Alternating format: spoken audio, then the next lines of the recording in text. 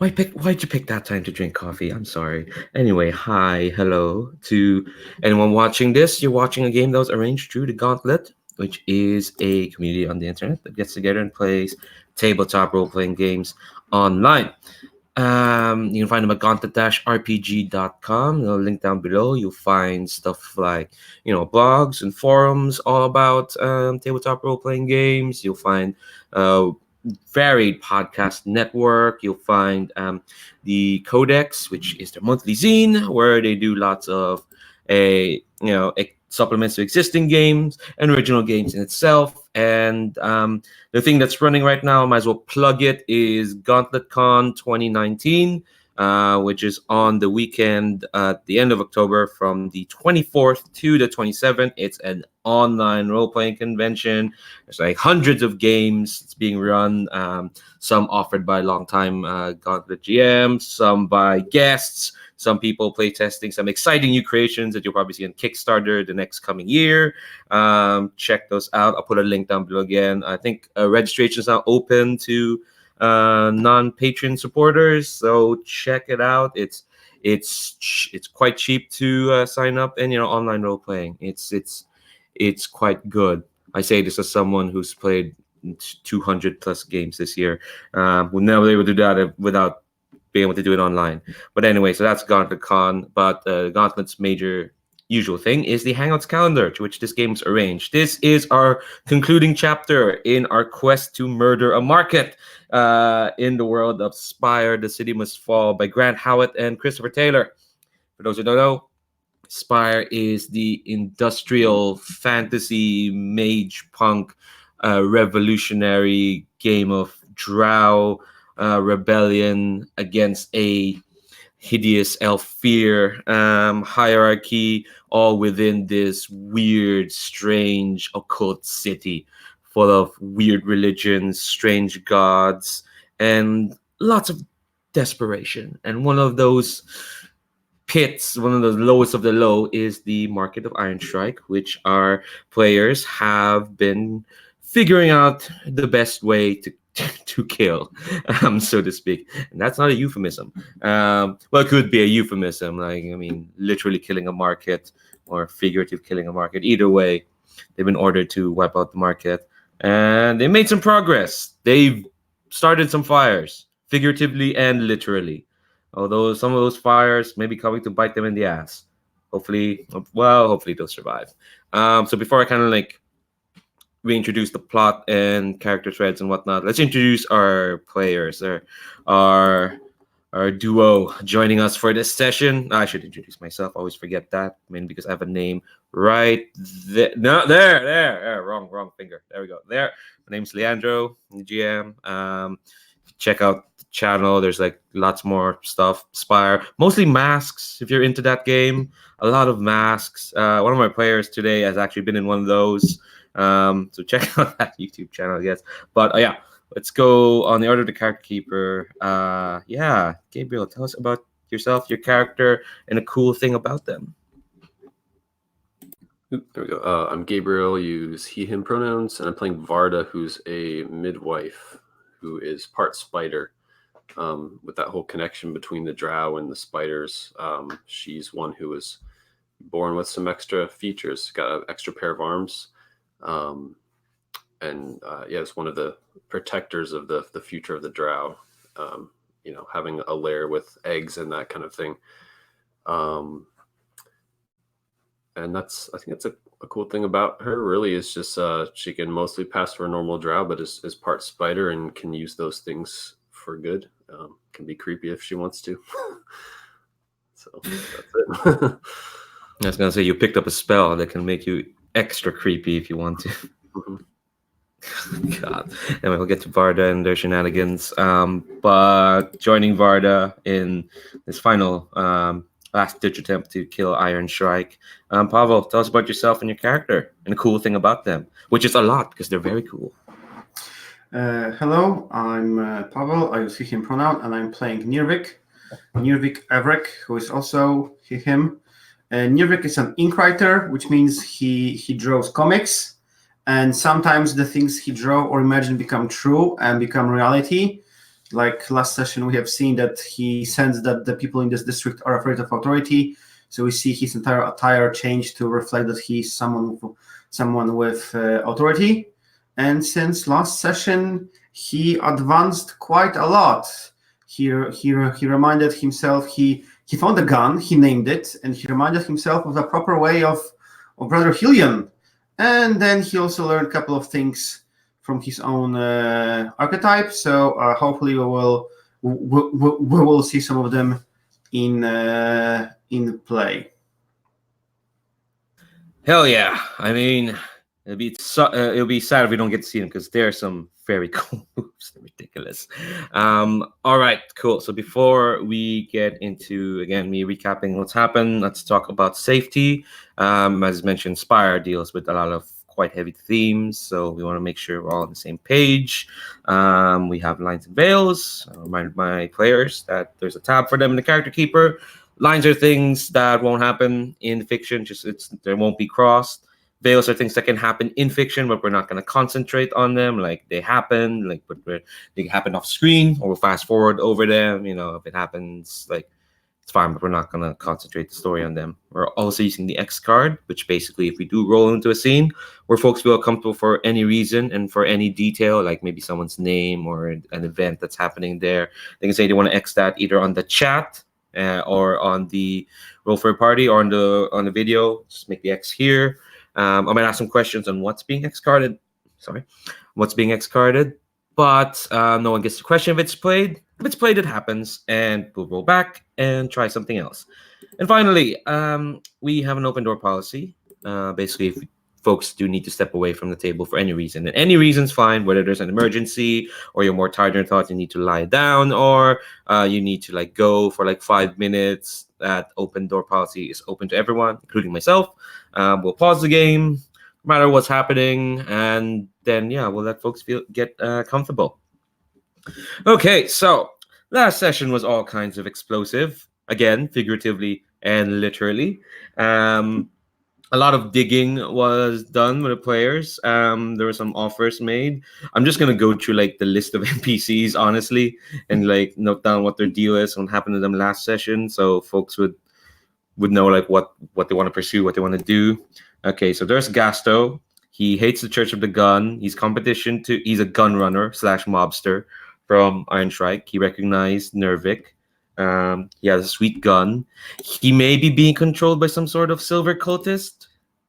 That's what Nirvic and Jaws saw. The hooded weirdo with the silver coins for eyes.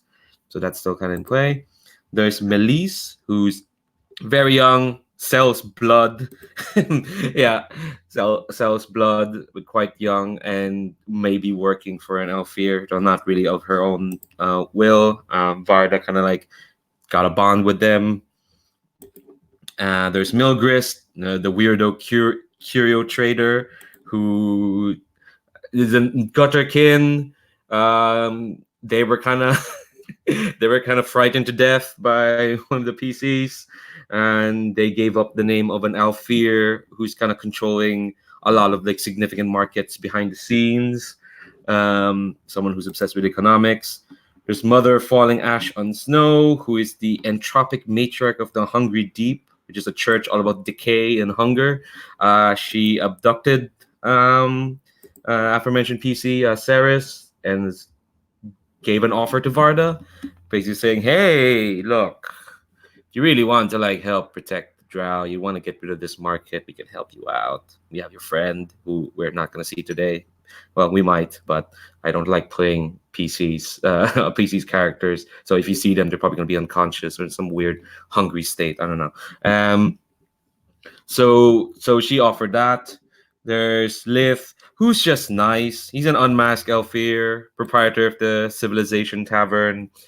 He's just nice. He's just there in the background. He's just Nirvic's friend. Let's see. There's Vetch, a human mobster, gun merchant who is behind a lot of arsons in Ironshrike. He's been burning down a lot of competition. He's dead. Also, apparently this picture means he's Christian Bale. I forgot I said that. Apparently he is Christian Bale. But yeah, he's dead. Thanks to our is dead, and his supply has been destroyed. And I think Nirvic used that destruction as an example to spread some sort of message about taking back stuff. I think that's the gist of it. I'm probably manhandling the message by reducing it in so simple terms. So yeah, and there's the aforementioned Elfir, economist, left hand unknowing, who is behind a lot of markets in Ironshrike. There's Anka, who is a drow corpse fruit seller, and that's significant because corpse fruit as a drug is very rare in Spire. It's only them and the sisters who sell that, so she's harassed quite a bit. Don't know where she gets her supply. She's addicted to ambrosia. Varda offered to protect her. See how that works out. And I think Omar is I just included him as like, oh, he's a gun merchant competitor to Vetch. He's kind of, there's a picture of him going like, oh, like this. That's basically him. That's him. Okay, so that's kind of like, those are kind of the threads. There's this silver cult people. There's the VIP economist controlling the things behind the scenes. There's the hungry deep. Anka mentioned she's being harassed by someone, but I don't want to include a fourth plot thread, so that's gonna be something else in my mind. But yeah, so it's been a few days since Vetch's place has been torched quite publicly and quite well known that it was the two of you. I mean, you're the two of you who literally walked out of that place, exploded, and there was a crowd near the place because Jaws decided to pick a fight with a gnoll, which is good for her. Oh yeah, one big thing that happened. Varda got hit by a really bad fallout. So here's the one thing, because I'm going to ask you what's changed in Ironshrike since, but I'm going to add one thing in particular. There is way more Elfir than there was before. And it is not just any Elfir. This is the Solar Guard, the inquisitorial arm of the Elfir Church. There's not that many. There's like there's like two. They always come in two, kind of like in every other corner, but that's still way more than usual. And well, we already learned from last session that Varda's group is kind of wiped out. Oh, go on, Nirvic. 2 is way more than 0, so there are way more of them. Hell yeah, there is way more of them. Yeah, and they are quite they look, I mean, you're used to Elfir, looking high fashion, looking hot, looking high couture, but these, I mean, they still kind of look like that, but they look practical. They look. But the question, are they mingling where we are, at the market? Because I think we are in general in the district that is underground, or what was the name of it? I think are they just like sniffing around Varda, or are they like going all around Undercity searching for Varda? Just like to get the vibe of it. I think that is a good question. I'm gonna steal something from Blades and use a fortune roll to disclaim decision making. Check. Oh, that's a bad result. I think the underground is kind of filthy with them. They're lousy with the Solar Guard, and I think the word is kind of out that someone, maybe the ministry, has pissed them off, or just really someone overextended their hand, and people kind of know it might be a midwife because a good chunk of the midwife has been wiped out, interdicted. So definitely things are tense in Derelictus. And these Solar Guard, they're not like your typical knights or just, arrogant, guards. No, these ones are, zealots. And they wear these like porcelain doll masks that are just implacable. And they kind of make a weird sight in Ironshrike. I think you'll notice them in the couple of days. Most of them just stand there. They got this like gilded like holy armor. Imagine like some sort of like helmet, like a shawl, like some sort of helmet. There's a specific picture of Edward Norton from a movie I'm gonna link later, but like yeah, they're holding, they have these spears as well, which is probably difficult to use in a cramped environment like Ironshrike, but there you go, that's what they have. But yeah, so I'm gonna ask each player. Besides that, that's kind of the main big change. That's a fallout from Varda's fallout. Um, what's changed in Ironshrike in the next couple in the days after Vetch's death, and what have your characters been up to? So both of you are gonna answer what's changed. So there's gonna be two answers, and then you tell me what your character's been up to. So anyone has an idea, feel free to jump in. I have a good idea of what my character's been up to. As far as what's changed, I don't. So I think Varda's been hiding out for sure, and what you described sounds like the most obviously the biggest change from the fallout of her actions. I'm not sure if it makes sense for me to add more beyond that, unless you want me to think. I can keep thinking about it, but for sure, I think what Varda's done is withdrawn. After hearing that, her other midwives were dead because of her failings, basically, and just kind of retreating into a tunnel and maybe like weaving a cocoon and just taking some time and really thinking about kind of the big picture and her purpose as a midwife, and kind of, I suppose, praying and whatever that means for them. Doing some kind of ritual with just gathering, spider web around her and emerging with some new abilities after that, being called to, being reminded that part of the gift of this this connection to Ishkra, the spider sort of deity, is to protect and sometimes fight back if necessary. Not sure how she's going to do that, but she's emerged from that time with some new abilities. Nice.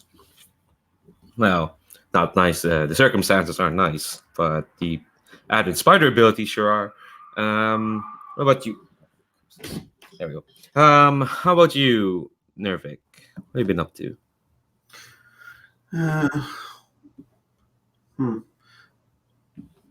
What was Nirvic up to? I think we can say that Nirvic was up to kind of like trying to start civil war in this Ironshrike. So maybe he like captured or destroyed like some other weapon shipment, but not like the store, but like, or some other like trader stall, and we see that the tension is like much higher than before. Basically, everyone is on the edge, and they are like on the edge looking for the perpetrators for us, but also like the status quo of the market was shaken. So they're like going up against each other as well, and because they are not sure like who for whom those vigilantes are working. Maybe they're working for you. Why should I trust you? So I would say that for the time being, Ironshrike is a much more dangerous place, but it's also much more easy for us to like just like start some problems because people are already on the edge over there. Ooh, I kind of want to ask for a roll for this just to see how well Nirvic's covered his tracks, or not, Sure. or at least all this causing civil war maybe it did get back to him. Of course. Yeah. Okay. So yeah, so to do this again, make a dice pool. Start with a D10 of 1. I can see this being compel or fight to get people into a frenzy. And low society still fits. So I think, yeah, I don't think difficulty of 0. I think you're fine. Mm-hmm. This is what you were made to do. I think I'm going to say, since I just learned deceive, I think this is like one big deceiver, because this is like to deceive people that there is something going on. There are people moving in. Maybe he's more like into like when he like attacks the shipment, he doesn't like kill the guards. He just like let them go. So it isn't much of a fight. I'm going to say it's like a deceive, because it's like a big deceive operation to plant the seed of doubt into everyone's heart. Since I have it, I can like claim that this is it. So let's have fun. That's fair. Let's move this die away. Whew, ha! Let's go. It's an 8. Hell yeah. All right. So an 8 is a success for sure. And I think, yeah. So tell me, I think what you said will definitely transpire. But tell me when I'm going to say we're going to probably, for you, we're going to cut to like you in the market. But like what big blowout happens because of your actions? Like what incident? I'll kind of give you, kind of like, because you got that success, I'll give you like, you tell me what happened. I'm wondering whether to go after Anka or to go after other weapon trader. Yeah, I think I'm going to. It seems like we have a lot of connections with the weapons, and especially with your Church of the Gun thing. It might be interesting to, unless you don't want to get too many other storylines, to make connections with the corpse root stuff. It seems to be very precious. Yeah, so as I understand, like people are buying so people are buying out of this corpse roots, yes. Yes, yeah. Corpse fruit is very rare in Spire. There's only 2 sources. There's the sisters, who are a trio of drug dealers in Red Row, and there's Anka. So it's quite rare.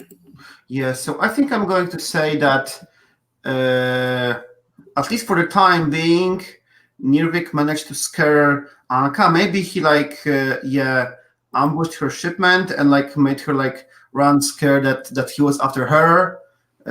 Firing some shots that obviously missed because he doesn't yet want to kill people on purpose. So maybe the target was Anka, and just like to scare her off from the Ironshrike, at least for some time. Maybe she will return, maybe she won't, but it doesn't seem like we will be doing any stuff involving her. So let's get her temporarily out of the picture, scared and running.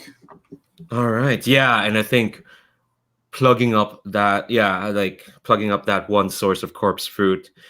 Oh, it's made things way tense. Oh my gosh.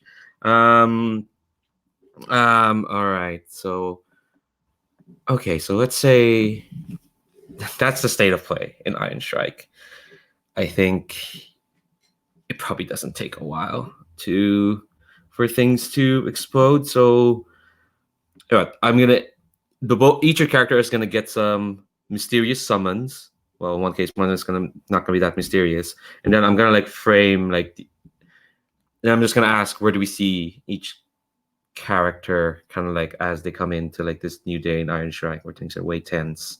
Actually, you know what? No, I'll start by framing what the mysterious summons are, and they're simple enough. I think for you, Varda, when you kind of emerge from your cocoon, you don't know. There is a note kind of waiting for you. Don't know who left it there, and written in, frankly, some terribly elegant prose, elegant script. It just says, "Find Melise." So that's what you get. And for Nirvic, you wake up and where are you staying? Varda's in a cave. Where does Nirvic stay? Is it just that tavern, or someplace else? I think why not? I wanted to see this tavern.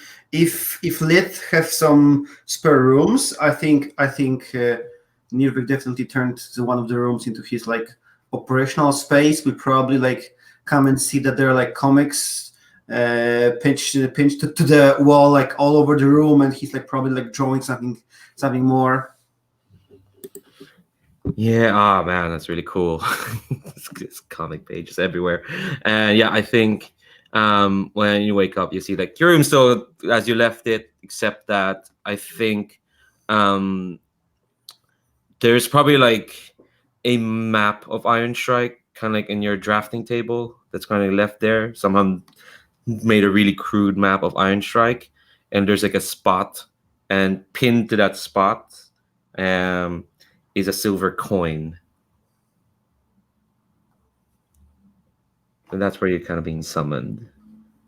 But yeah, I mean, you don't have to follow those if your characters had other plans. There's a lot of things up in the air. If you want to do what you want to do, that's perfectly fine. But yeah, so when we open up into Ironshrike, do the two of you meet? I don't think the two of you have met since Varda had to go into hiding. Yeah, we haven't yet, but I'm sure we will meet up again eventually. Yeah, we can start there where we are meeting. Yeah, probably Lith, who's being really nice to Nirvic, is giving you a private room, so Varda isn't out in the open. Okay. Oh, Dan, I need my prop. Wait. We'll give you time. Don't worry. It's not a Nirvic conversation. If he doesn't have the prop. Yeah, I need to do that for future characters. I appreciate that. Props are good. I mean, you don't have to, but props are good. But this prop is like really important to the character. I wanted to wear a hat as well, but I didn't have it. So, Varda, it's been a couple of days. I've noticed some Elfir appearing on the streets, looking for someone. Are you all right? If there's any sort of window or door, Varda is just kind of like edging away from it a little bit and saying, "No, it's really bad. The things we did and the way I was out in the open, some of my own midwives have suffered the consequences, and I'm pretty sure those Elfir are here because of me." I'm sorry for dragging you into such a open operation, but the things we do it for the future. That's true, and working together, there may be some unconventional means, and I think with some of your abilities and your writing stories and spreading words around the market, maybe you can show me some other approaches, some other way we can get this done. I'm ready to fight if we have to, but I don't want to cause any further damage. I don't want to be the last midwife left. Yeah, that would be really bad. Speaking of which, I've been busy doing some Discord here and there. I managed to get everyone in the Ironshrike on their toes, not trusting each other, but we need to do more. And with what was the name of this character we are missing? Sarah. And with Ceres and Yoz away, it falls to the two of us. Now, I have no idea what the two of you, I don't really remember what the two of you researched about this cult of blood, but I feel like we have to decide whether we take down this cult of blood, or I was actually hoping we can maybe stage some assassination and get some other parties to do the business for us. I think that's perhaps our greatest strength. I don't think the two of us can stand and fight alone, but I think if we can turn other groups against each other, and the cult itself, I don't think we want to get too close, but the way they were speaking, they want to devour things, and maybe we can just help that happen and hopefully stay out of the way. Well, contact I had there. Well, you said I don't want to touch this cult right away because I don't know, maybe for some weird reason this mother falling ash on snow can be like your last escape route, or our best escape route. Who knows?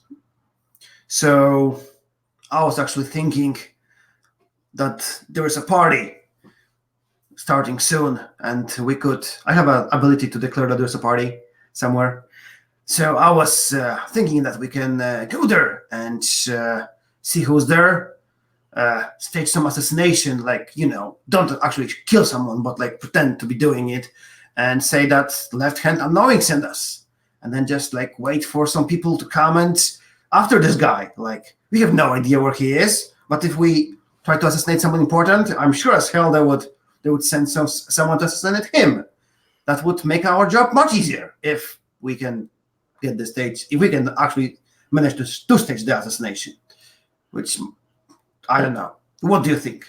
Like, I think a party might also be a good opportunity to spread some rumors and incite some more, the way you've done before in shutting down businesses. And if we can just have anyone who's important at a party believe even more that this place is just going down, we can spread some of those fears and maybe encourage some of that along. I don't know. I'm a little bit wary of putting myself in the open again unless I really have to. But I'm all for spreading some rumors. Maybe we can work on a disguise for you. I can disguise myself, but not sure about you. You are quite a bit taller and have quite an extra pair of hands or legs. Mm. But maybe we can like hide those and you can pretend to be someone else. We can work on this. I think I'll have to somehow. I only have these ceremonial silk robes, and I maybe I can get something else. Keep my other arms folded. Other than that, I think I can do my best. Yeah, I can go and talk with my friend, unless you have your own friends, to try to get you a disguise. I like that. Is there any other? I don't know. I see all these. You have comics on the walls, you were saying? Yeah. There are plenty of comics in which you are. In some of them, a midwife is the protagonist, and in some other, the knight is the protagonist. Mm-hmm. So yeah, the comics are all around the world. If you want, if you want to comment about them. I think maybe if we're going to a party, maybe there's something we can hand out or show, or just as if there's, a news story happening. And I think maybe our best approach is almost to exaggerate what we've done and make it seem like there's many more operatives, that, this midwife who is seen in the open is just the first, and this, gang warfare happening and arms shops blowing up, it's just the start. And maybe that can incite some fear and take the attention off of us, and maybe again get other people to start doing some of that work for us. I don't know how you think we might frame that, but if you have any ideas for parts of your story that we could exaggerate as rumors, even make a pamphlet or something like that, it might be a start. Oh yeah, that's an excellent idea. I can put together a short pamphlet with a couple of shots of this vigilantes blowing up shops and scaring shopkeepers. Like, I've heard that Anka is missing. She closed down her Kortschutz shop and she went missing. So I can put this and something more on the pamphlet. That's a perfect idea. I will get them printed and we will take them for the party. Varda, it will be good. Maybe it's the last part of that too. If we can just mention how the Alfir are overreacting, and because of course the guards are in the street, but maybe that's also the sign of more to come, and maybe other people who are trying to keep their businesses aren't going to be happy about that. So maybe we can incite a little bit more, some of that fear, some of that rebellion against the Alfir. Cool. So before we go any further, it's required to set the stage. So you have the ability move in right circles. Once per session, you can declare that there's a party nearby and that you're invited. The GM gets to say whose party it is and what's strange about it. Okay. All right. So thankfully you had this conversation, so I had to think about what this party is. Okay. So I think as we kind of move into montage, you get the invitation to this party. It is. I think you can tell what's strange about it is that it's billed as a gathering of religious figures and authorities in Spire. This party is called the Conclave, and it's basically an open invitation. Well, not open. No, that's not open. It's like a lot of like different churches and cults in Spire's lower reaches have been invited to partake in some discussion, some relationship mending, working. It's like a Hague Convention. Where however they made up the Hague Convention, it's something like that. It's being held by your friend Mother Falling Ash and Snow, and it's being held at the hold on, let me find the name of their church, because they do have a specific name for their weird sunken church. The Church of Absolution, which is conveniently enough near there in Derelictus, so you don't have to move that far. You don't have to walk that far. So a lot of different cults are being invited. There's the giant corpulents known as King Teeth and the Cannibals of Grist. They're being invited. The Brotherhood, the Church of the Gun, Brother Helion's church is being invited. Even the Order of Midwives is being invited. And the weird cults from down from the heart are being invited. Not many Alfear churches. They're invited, but they're not expected to show up. So I guess the thing that's strange about it is that, their Mother Falling Ash and Soul is guaranteeing everyone's safety. She's basically putting her church, the Hungry Deep, as collateral to ensure that this diplomatic undertaking gets underway. So that's the party you're invited to. Can you? Okay, maybe once we get there, because because there are so many new names and who is there. So we will see at the so we will get to it. Who is there once we're there. Mm-hmm. Yeah, I think most of the names I said are flavor. I don't think you're not gonna talk to the cannibals. It's fine. Well, you talk to Mother Falling Ash and Snow because she showed up. But other than that, we'll wait till we get there. But so what preparations are you doing before this party? If not, we can just cut straight to the party. But if the two of you have something you need to prepare. Well, I feel like it's important to know if there's any participant on this gathering that Nirvic thinks could bring some positive change to the Ironshrike. Or are there only some like dead cults, blood cults, and eat people and eat elves cults? Is there anyone who is actually, if we convince them to come to Ironshrike to open like a church, that it would be a positive change? Ooh, that sounds like, again, another role. It sounds like you have to investigate that, just to see who it could be. So let's investigate low society. Yeah, no difficulty. I'm being terribly nice at our last session. So low society or religion, because I don't know religion. Ooh, yeah, no, I think it is probably religion. Yeah, that makes sense because this is a religious gathering. So that's 2d10.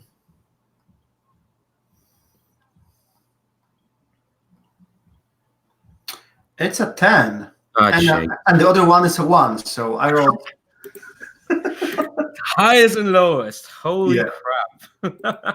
All right. So you kind of like, you make a list of who's coming, who could be good for this market, which is just, again, we've discussed how this market is kind of like preying on people's desperation. It's kind of being run through some sort of weird warp logic. So when you kind of like you do your research and whatnot, let me just check. There's a name here on. Okay, hold on. Okay. I think really what you get is like the folks coming here, and I think just to flavor this, you probably get this from your friend Tigger, who's a trader from the Undercity, because he works with them a lot. Your best bet is really, honestly, the Azurites, which, for those who don't know, it's another class, basically the banker folk, who also worship. No, they don't worship money; they worship commerce. They worship trade and markets. And I think when you talk to some of them, through Tigger, you'll find that they really don't like Ironshrike. They think it's offensive to them that they've warped the ideas of trade and fair play into basically predation, into this weird predatory sort of force, using up people. So, okay. Cool. So can I also ask, because it's a 10, it's a critical success, that I know something like what is their biggest problem, or what is their biggest doubt that they don't wanna like get into the Shrike and set it straight? What is like something that I can use or know to when you play them? Like, what is their problem with? I know that they don't like Ironshrike, but maybe something that could convince them to move into Ironshrike and do it like a proper business. So like start some small manufacturing and trading, rather than just like so that they can come in and take place after the mobsters, after we vanish them. So some argument that they could, what they need, or what are they scared of, that we could learn. That's fair. I think okay, let's give you an Azurite NPC to actually talk to. Let's see. Let me look at my names list. Ooh, I've used up most of these names. I should figure out some new names. Give me a sec. And that you have a name for this Azurite. I'm imagining it's swathed in blue and gold. You're probably talking to them as they're like very meticulously, like there's a pile of like junk and jewelry to one side of their desk, and they're very meticulously sorting them out into tiny piles in front of you.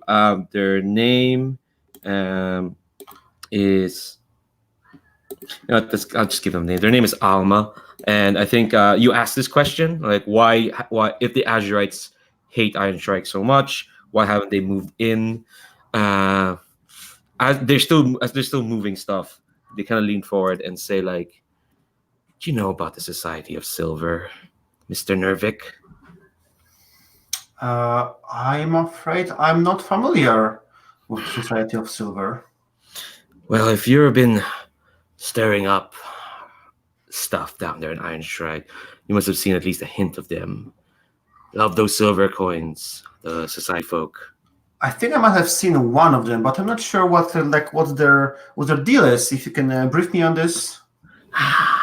The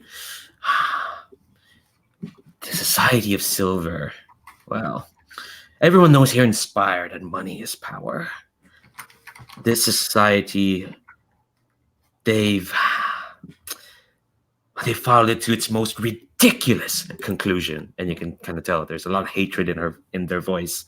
And they say that if a little silver disc can become a meal, a drug, or a weapon, then silver is like the stuff that underpins all reality, and to spend it is to create reality. To be rich is to approach divinity. To witness the workings of silver is to witness the workings of the universe itself.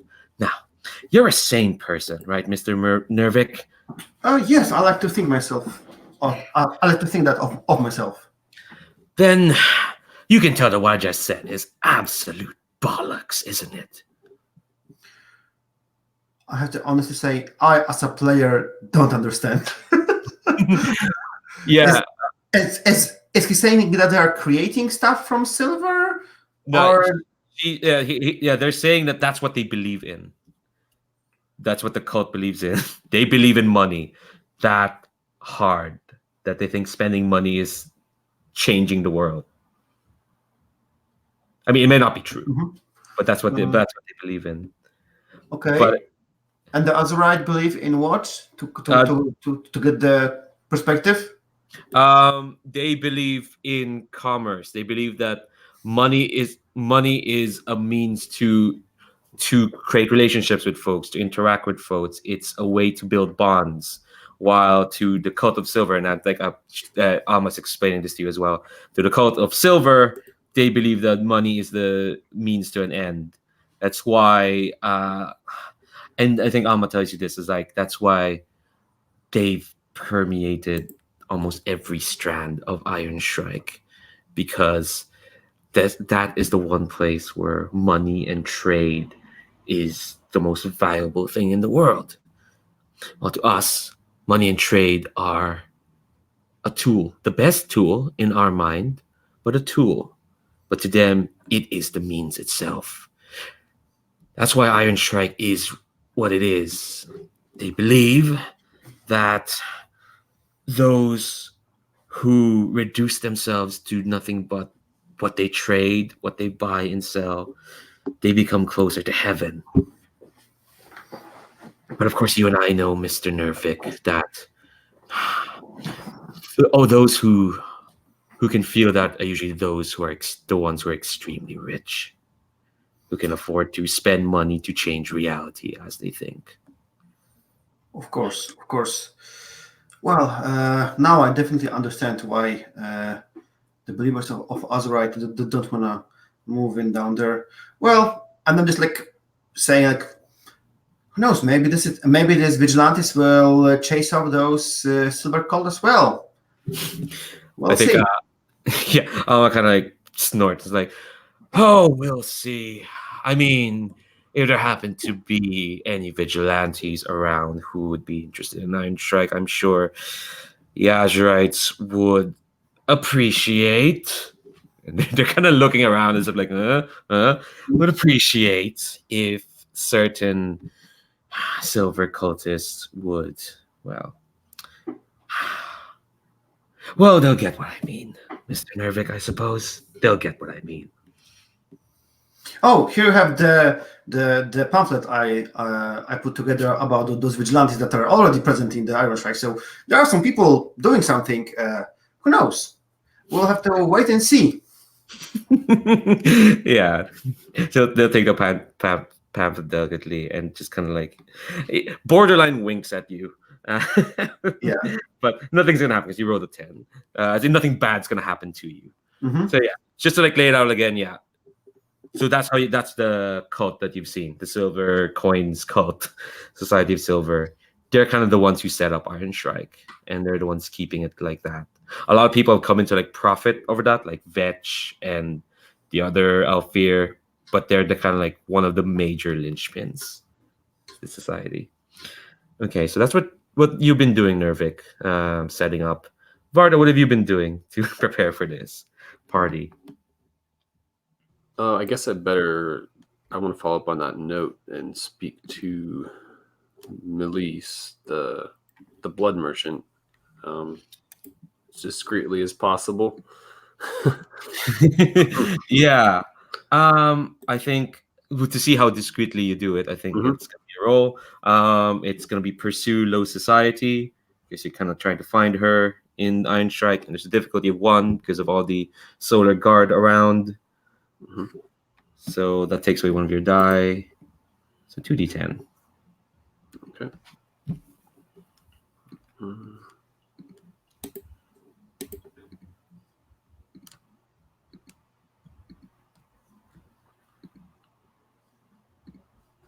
6. All right. That's a success at a cost. So okay. So you know where Melise's stall. Oh, it's a bad word to put a bad name to put an apostrophe next to. The stall of Melise, which makes it more grandiose. But yeah, you know where it is, and I think you'll find that she's kind of rather she's. The stall is still there, but you'll find that her wares are not, and she's not there. And I think you'll make some small inquiries into all the stalls around, and they'll say that Melise is. They mentioned vaguely like they've shacked up with Milgrist at the moment. Apparently, they're planning some sort of move, but I think your inquiries have caught some attention, small attention, but but still enough. Roll me a D3 for stress. to roll D3. Just is D3. Let me double check. Pretty sure it is D3. I keep forgetting, guys. I keep inflicting D6s on people. There we go. Let's roll a D6 and round down, right? Yeah, you can do that.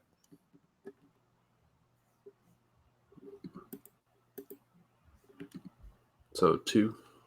2. Okay, so that's 2 to your shadow. Yeah, that's the one. And I'm just gonna roll and see if you get fallout. I doubt it. You only have 2 stress. Yeah, you're fine. I rolled a 4. Yeah. So So I think you do well enough to skirt the attentions of the Solar Guard, and I think you make it to Milgrist's like curio shop, which you've been there before. You and Ceres, feels like a millennia ago, went in there to scare the bejesus out of poor Milgrist.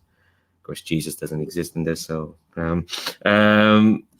yeah. So you kind of walk in, and I think it's still kind of the same. There's the weird bones, there's the weird smell, and I think you'll see who I think Milgrist is still sleeping on the couch. That's what you first see. Milgrist is still there, kind of sleeping.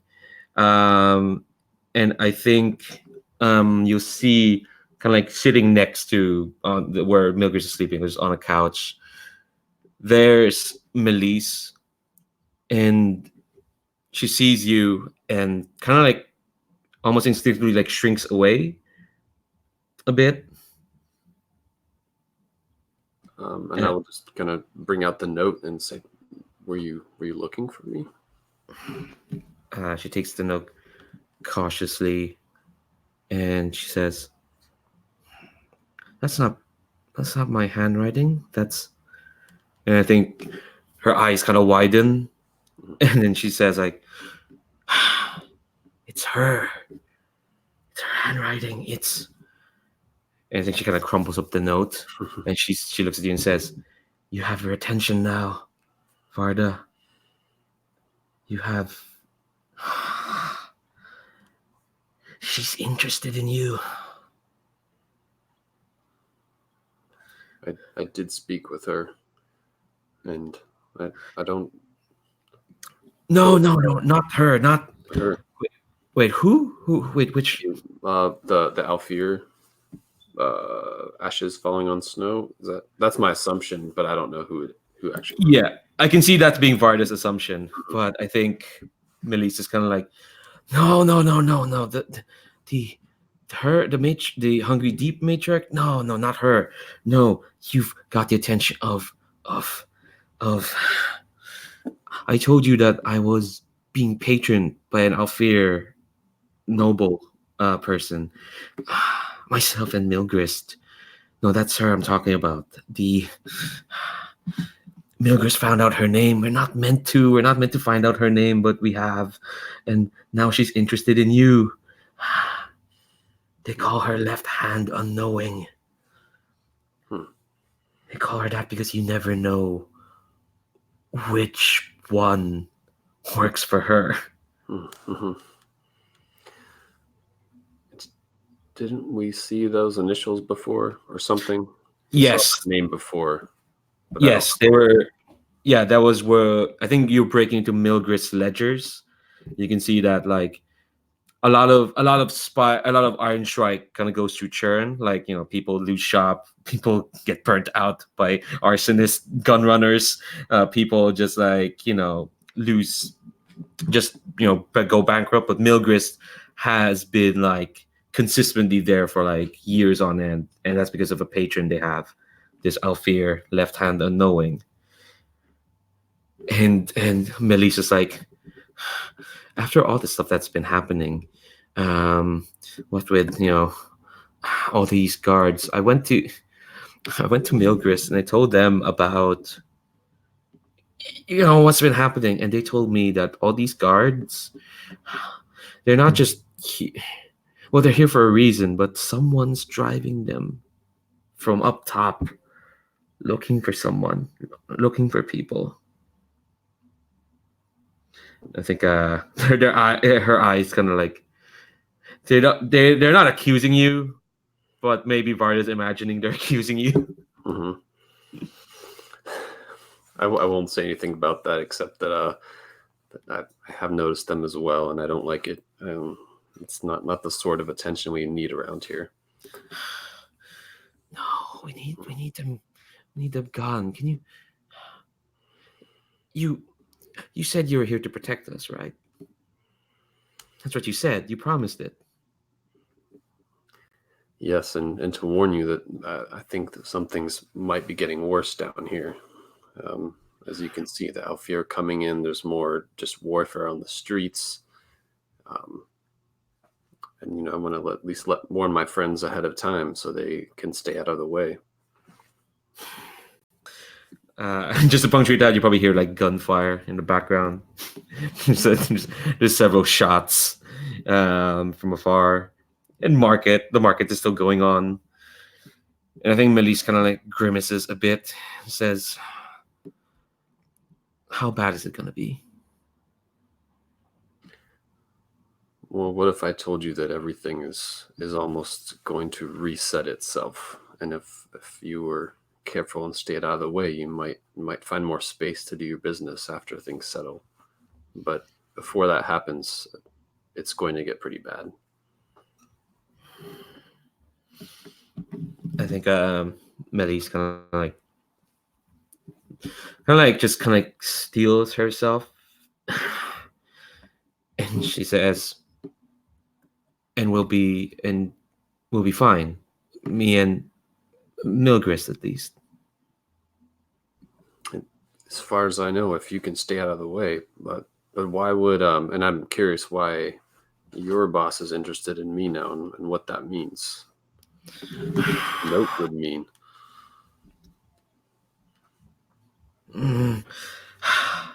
I think she kind of like laughs a bit, but it's like a hollow, sort of bitter laugh. This is what Milgrist tells me how she does her business. She prods people. I think the note is just for you to find me. For me, I think she's telling you that she's interested in you.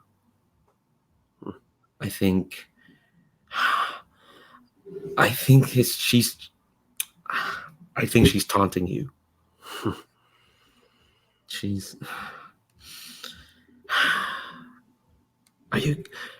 We're talking about an Alfir here, centuries old. They've been playing this game for a long time. Are you sure you're going to be okay going up against someone like that? Well, it's not going to just be me. I think this whole place is on edge. I think it's starting to tear itself apart. And I think those of us who keep our footing can maybe stay out of the way and maybe help the bigger process along. So just be careful that you're not standing in the way. That's all. I think they kind of looked down and said, "Well, Anka tried to be careful, and she's gone." Maybe it's a good time to just take a vacation. Maybe once things settle, you come back and have more space to run your business. Yeah, I'm not sure what else I can tell them. Fair enough. Do you even know that it was probably Nirvic's fault that Anka's gone? Maybe not. I'll go with it. I don't. Yeah, that's fine. Yeah, actually, and that's probably believable too. It said because I was gonna maybe start some work with her and she disappeared. So that proves my point, I guess. Yeah.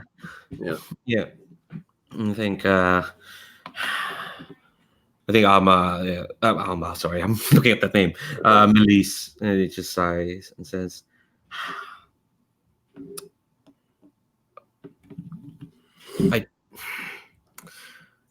"Okay, I'll hold up. Milgrist knows some places. Just,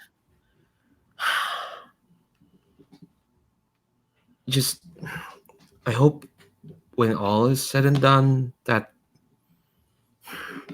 there's something left for us to. There's still something left for us to build on. Like, I'm not a fighter. I just try to live. And it's hard enough. I think this place it is built on everyone preying on each other, and some things are inevitable and coming to some terrible conclusions from that. But again, maybe if you can keep your wits about you and survive and lay low for a little bit, you may have more room to do just that.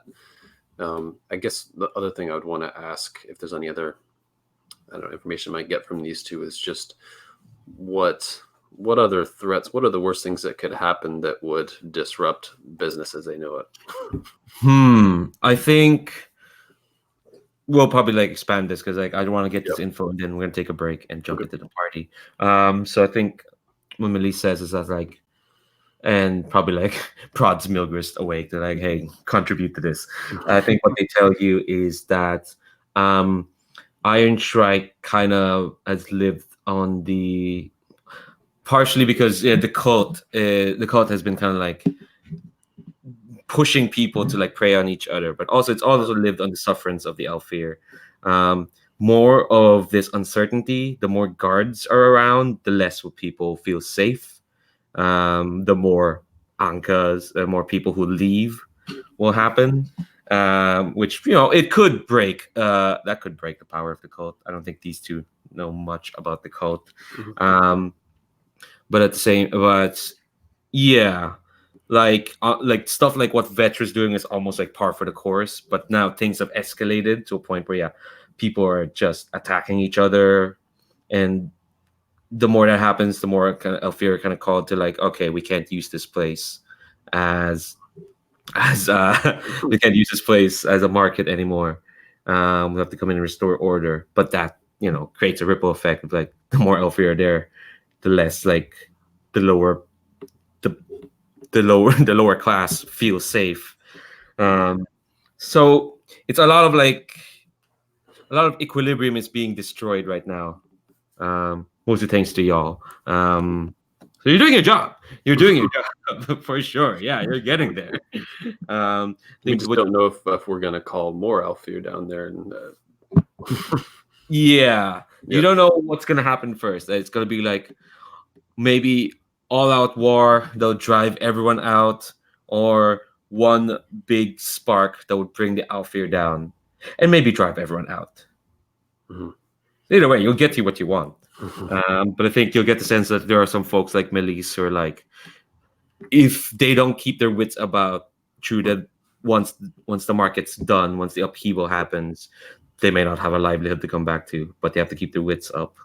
And maybe there are some folks like Melise who only maybe got a job because they have a patron behind a patron. Not a Patreon. No, that's something else entirely. No, they don't have a Patreon behind them. They have a patron, but you'll get the sense that maybe some folks like her and Milgris only got along because they had a patron. So who knows what will happen when the market dies. I would just like to impress that on them is my last part of the conversation, just to tell everyone they know, who they care about, that this whole place is going down and that they should either take a vacation or take what they can and leave. So maybe it can cause more of a ripple effect from that.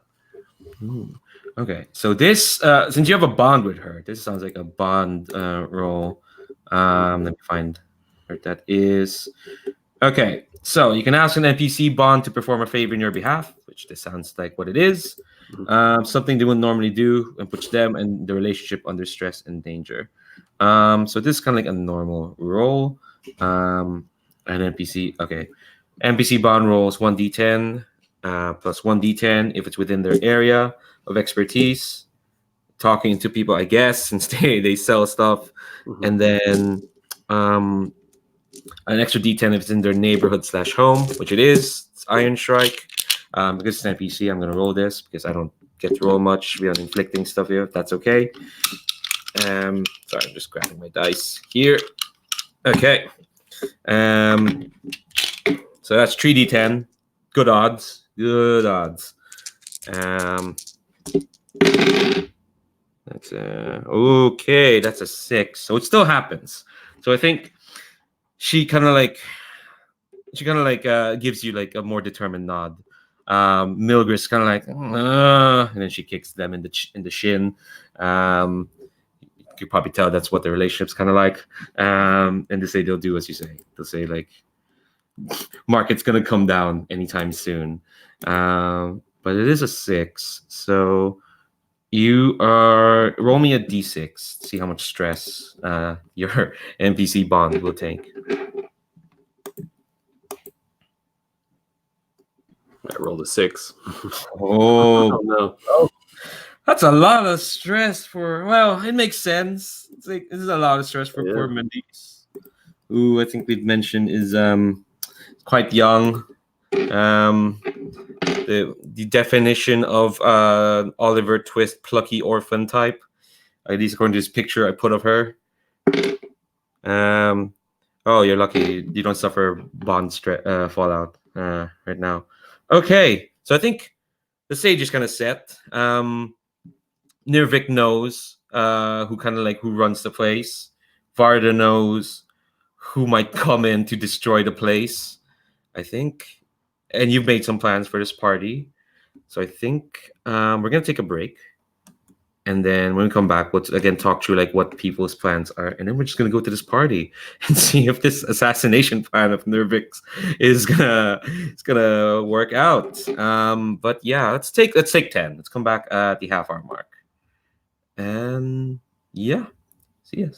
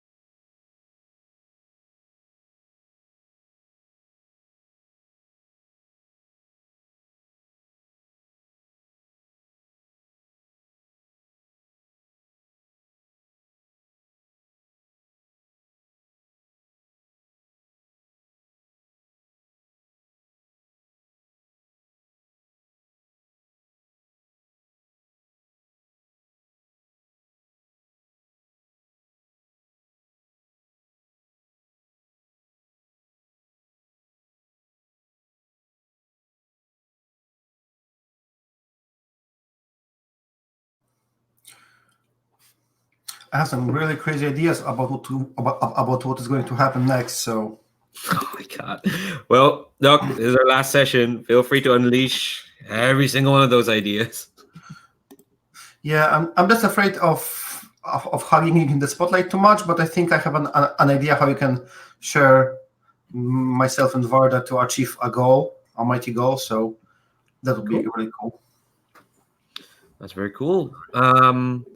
Yeah, well, I want to see what the well, I'm curious to see what those ideas are now. But yeah, I just want to do a quick check-in. How are folks doing so far? Folks doing all right? Good.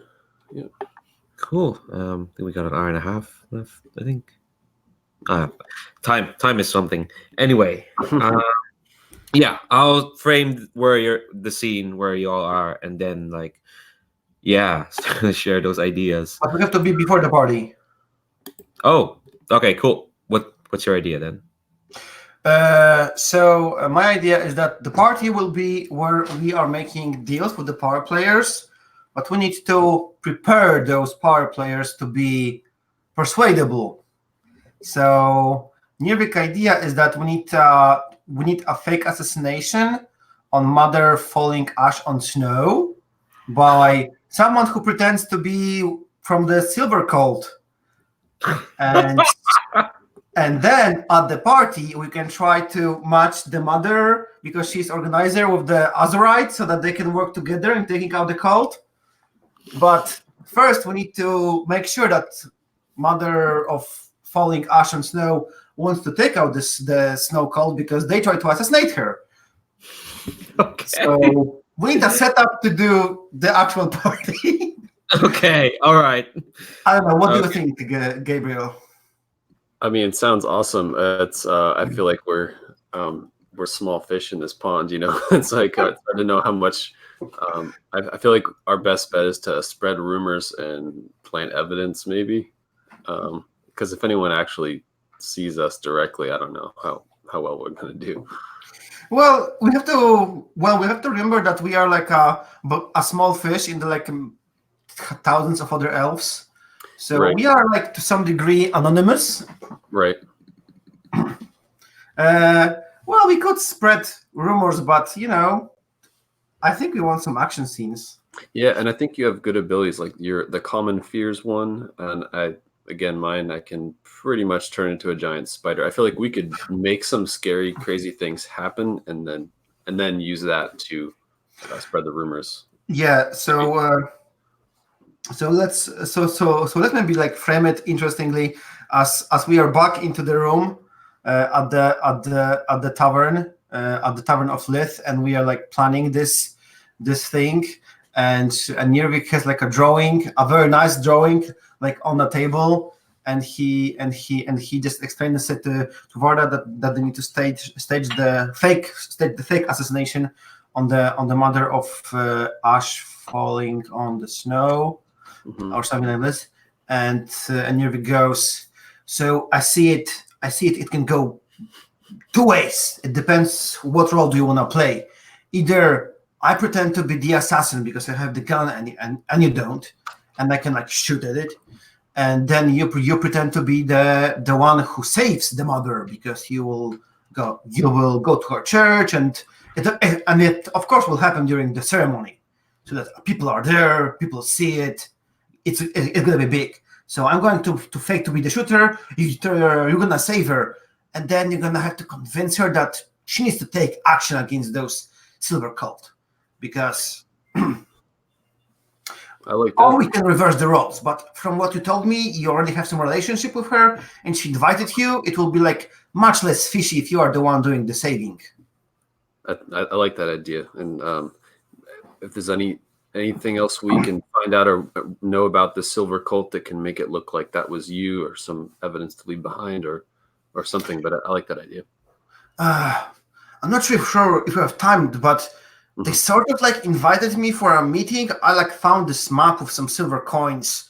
Like I can go there and see what they want. I'm just not sure if we have time for this. Yeah, if we can do, or maybe even just kind of see what we know really quick, or we can just make our best guess and go for it.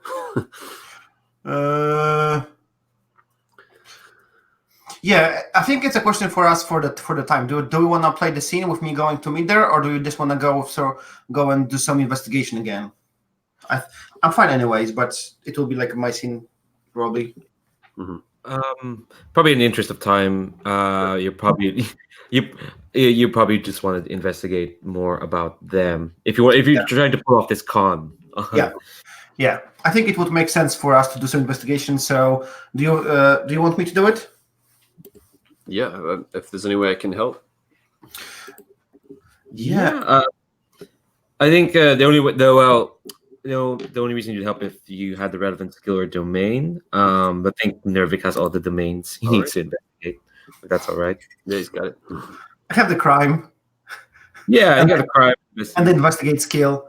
So I will give you a difficulty of 1 because you're trying to find out more about this Society of Silver. Yeah. And they're weird and mysterious. So.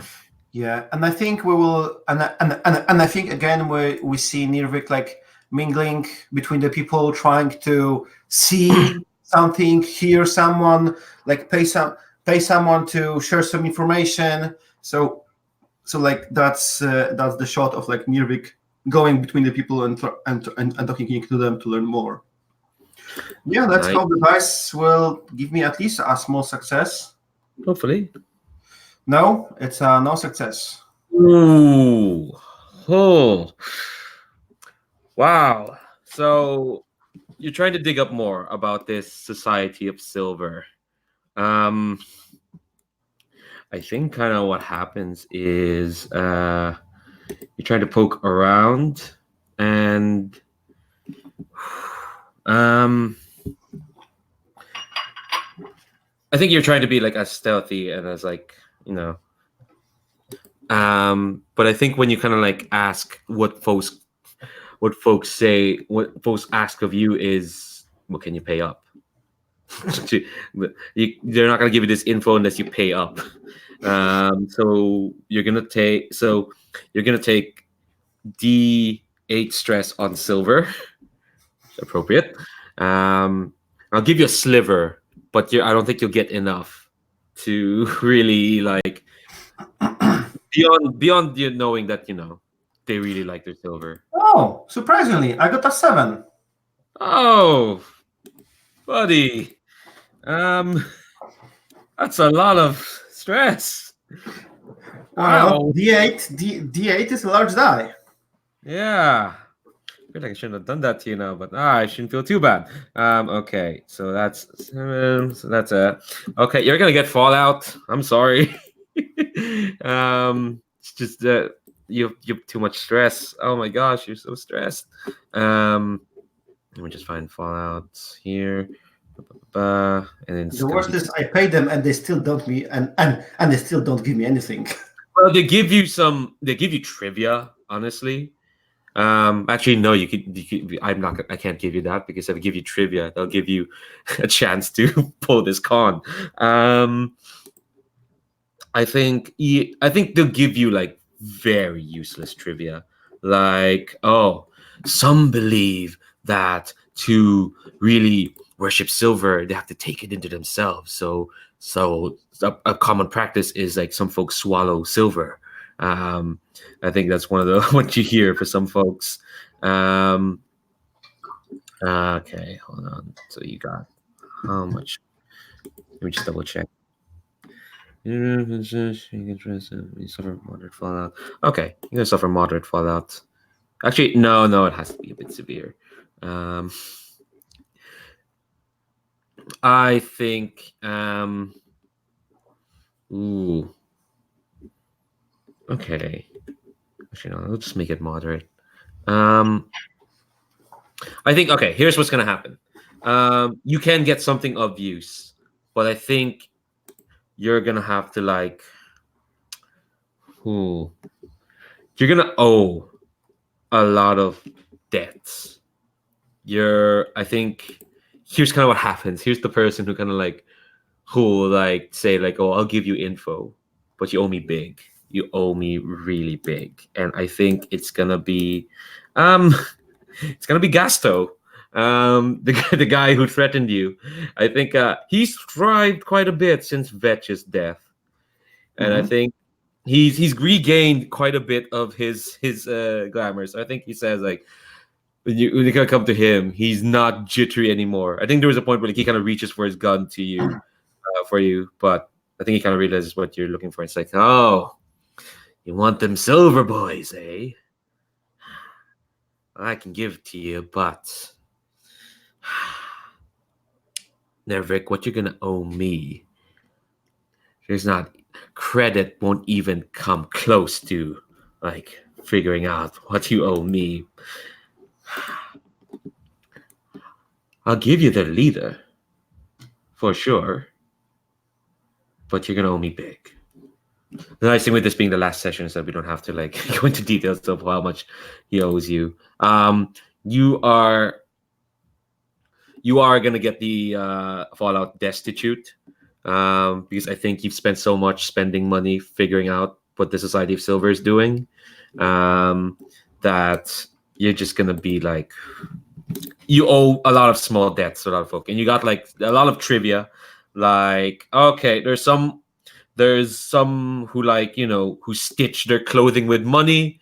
There's people who who regularly swallows coins. There's one of them tries to manipulate scarcity by buying and destroying things. So you get a lot of like what they do.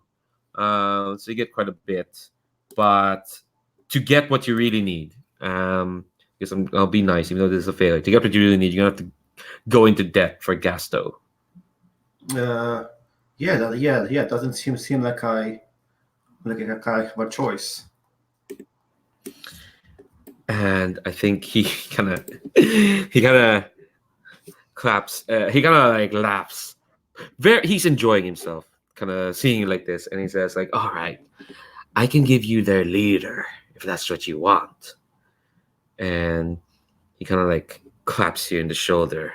I mean, ever since I met you, I've researched what you've been doing, Nirvic, Everick. Your stories are quite good. I gotta wonder, do those stories, do they come from life experience? Most of them are made up, I'm a journalist. I just create them for people to enjoy them. And I'm glad you like them. Well, you wouldn't mind then being part of this. Well, you wouldn't mind being part of this story then. In fact, I've had some dealings with their leader quite recently. Someone you're probably interested in meeting. Yes? More like knowing about. All right. So,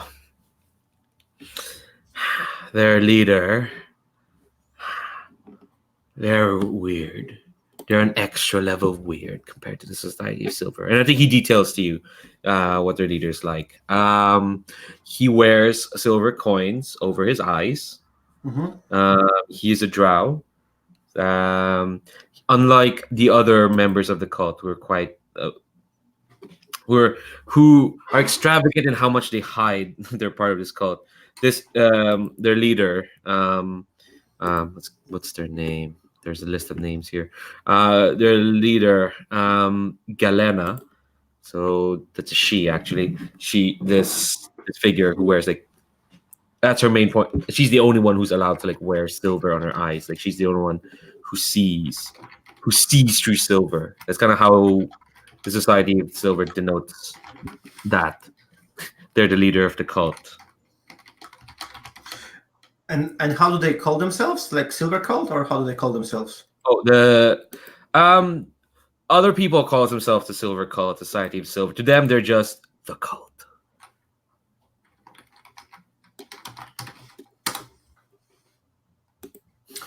And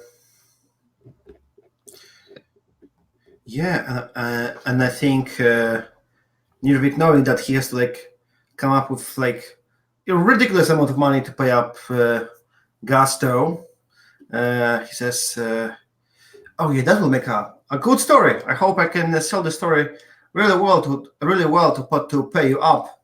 So yeah, enjoy your business. I will come about this debt in a few days.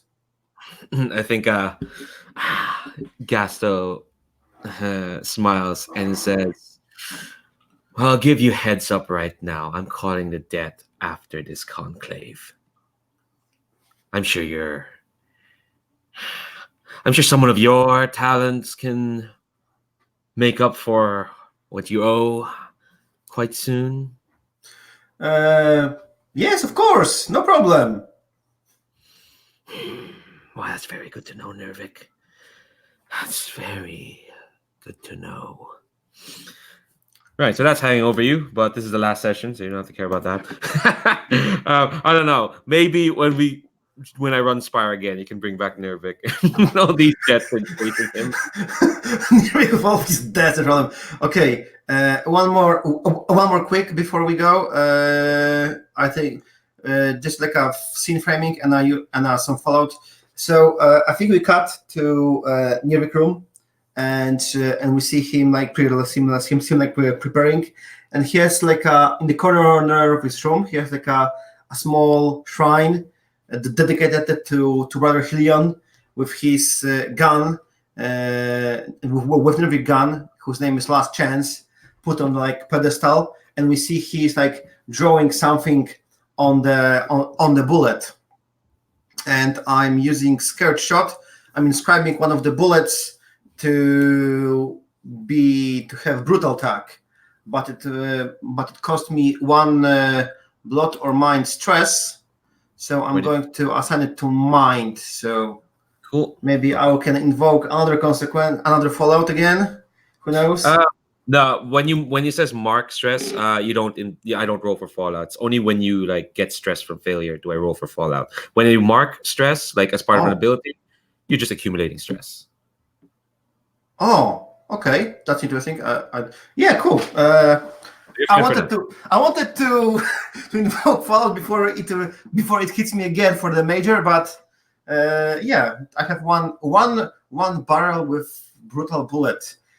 Cool. Unless you want to prepare something, Varda, we can cut to the church. I did have one thing, and just one other thought. If I think to really convince her, you may just have to shoot me, and I can fix myself up again. But part of that in preparation, I want to do my ritual, my form of Ishkra, which lets me do a few things, and I want to do that to then get my chitinous shell to have some armor. So what does this look? But you have to remember that then you are fully half drow, half spider for the. I guess that's true. It doesn't really say, but I guess that could happen, huh?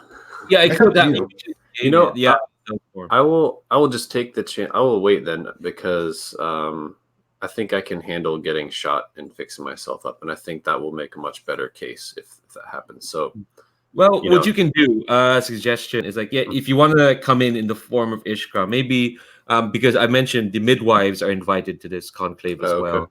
Maybe you can, like, as a favor to them, they can get you in. And the matriarch has guaranteed everyone's safety, even though you're being hunted by the Solar Guard. She's Alfir, so she can do that. Okay. If you want to like, call in a favor from the Order of Midwives to like escort you in, and you're already in your Ishkran form. Yeah, okay, I'll go for it. So I have to roll to cast it to see how well that works. What does this look like? I'm thinking it looks like weaving almost like a bunch of spider web, and then kind of pulling it over myself, but it's like silvery, it's luminous. That's my way of casting and kind of invoking the magic, I guess. And then as it kind of settles, the spider web strands sink into my skin, and then I kind of start to change slightly. Nice. All right. Roll. What is it again? Fix plus occult. Mm-hmm. So yeah, 3d10. Cool.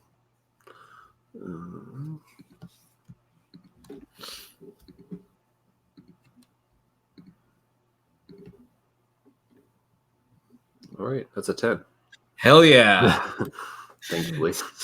So all right, I'm gonna leave the description of what Varda looks like when they enter the church, the conclave. But yeah, roll me D6 stress on your bond with the Order of Midwives, so, so that they can get you in this form. Of course, with the 6. Of course it is. Of course it is. Wow, you're really stressing your relationships today. Yeah, I'm gonna be expelled for sure. Well, again, last session. For now, Yeah, go yeah. crazy. All right. So the Church of Absolution. So the Hungry Deep welcomes all, and the church is in Derelictus, so it's quite nearby. It is in the ruins of this ancient cathedral. Nobody knows who this cathedral is for. One of the original ideas, one of the original structures. Sorry, not ideas. Structures that make up the city is this church, and I think let's paint the scene and tell me, give me a detail of like what the big like main hall looks like. Because I think I'm imagining the problem of being raised in a mostly Catholic country is like most of my ideas of churches are cathedrals and Catholic mass places. It's fair enough. But yeah, when you kind of walk in, and it's a big cavernous hall with like a lot of people. I want each of you to give me a detail about this like place and what is it about that kind of calls to what the Hungry Deep is about, which is about decay and mold and dust. I think the main feature right away in the space is the very center of it is just this gaping hole that goes downward, and it's maybe the ceiling. It's almost like there's other fragments like of roof that's caved in, and other maybe even pieces of other churches and architecture and stuff. So it's all holding together, but at the center there's a very obvious representation of everything just decaying and crumbling down. Maybe it's a well at the very center. Nice. I like that. I wanted to also refer to the sculptures. I think like somewhere in the center, to break it from Catholic churches who have a lot of paintings, we're gonna put a huge sculpture in the middle of this church, and it's a huge sculpture that has like you said it's a church of decay, and what molding and ash. Yeah, dust and mold and decay is kind of like what they worship. Nothing can last forever is what they mean. Rot. Yeah. So I think the sculpture has like 3 people, and they are like all like hanging in one direction like this, and like one of them is like so old that his entire skin is like already full of how do you call it? Wrinkles. The other one is like the other one is like turning into dust, so like half of him is like missing and is like placed in like, and the dust is like placed on some like see-through webs around it, so that we see like he's turning into dust, and the last person is just like, I don't know, molding with something else. Hard to say. It's like very bizarre. Maybe there are maybe like 2 people molding together in the last in the last figure. So yeah, and it's probably like in the center of the main altar. Oh yeah. So like at the back, you can see like it's kind of looming over everything, and I imagine it's quite dark. There's like a lot of like candles, a lot of it's a very like Phantom of the Opera sort of aesthetic. A lot of like wax candles that are like on the steps of the altar and this candelabras, and you can't really tell what's in the shadows.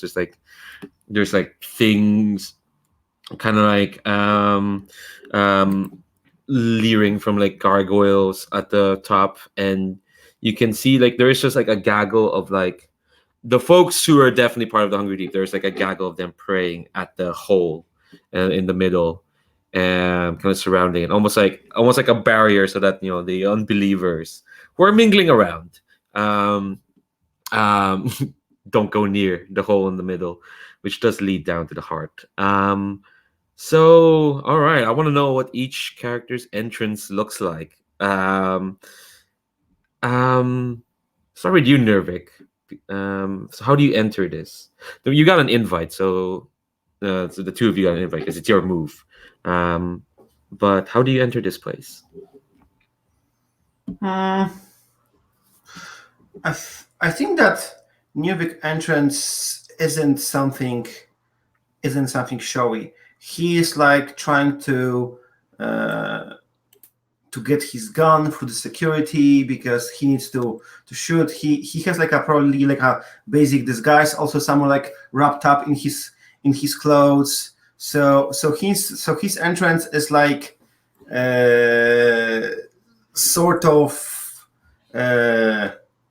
probably he tries to like make like a little situation at the entrance, so like make the security guard like invest someone just in front of him, so that he can then quickly get through. Because I imagine that there is some, I don't know, security after the party. So that's Nirvic entrance. If anyone asks him, he just like flash the invitation session and it's like, oh my god, this man tried to like smuggle a gun inside. Horrible. And so his entrance is more of making a situation that he will not be personally like padded for smuggling anything else. So a little bit of situation at the entrance. Okay, I think the guards actually like ask you like, because they go through the list of like, oh, who's invited. They see the gun and they're kind of like, are you part of Brother Helion's Church of the Gun? Yes, I am. I am a faithful believer, and this gun is rightfully mine. I earned its name. I think two guards kind of like, I get the idea that probably Nirvic's making more of the fuss than the guards. They just look like weary, like then they're hungry deep, so they look a bit starved, because that's kind of their deal. So they kind of like, all right, well, if you can provide a sacred artifact of your church to verify that you're part of Brother Helion's Church of the Gun, then we'll let you in. I think you probably like maybe just show, I don't know, the gun. I think the gun is good enough, and they can tell it's a very good gun. But yeah, I think they'll let you in. I'm not gonna throw one last obstacle at you.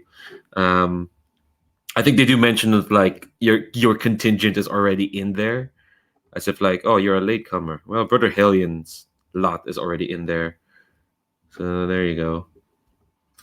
Yes, I was just taking care of the last brother Helion wish. That's why I'm late. So if you gentlemen can let me in, that will be wonderful. I think, yeah, the two sigh simultaneously. These two guards at the front. They'll let you in. Varda, what does your entrance look like? Oh boy. It's very tense and awkward. I mean, me even kind of showing my face to the other midwives right now.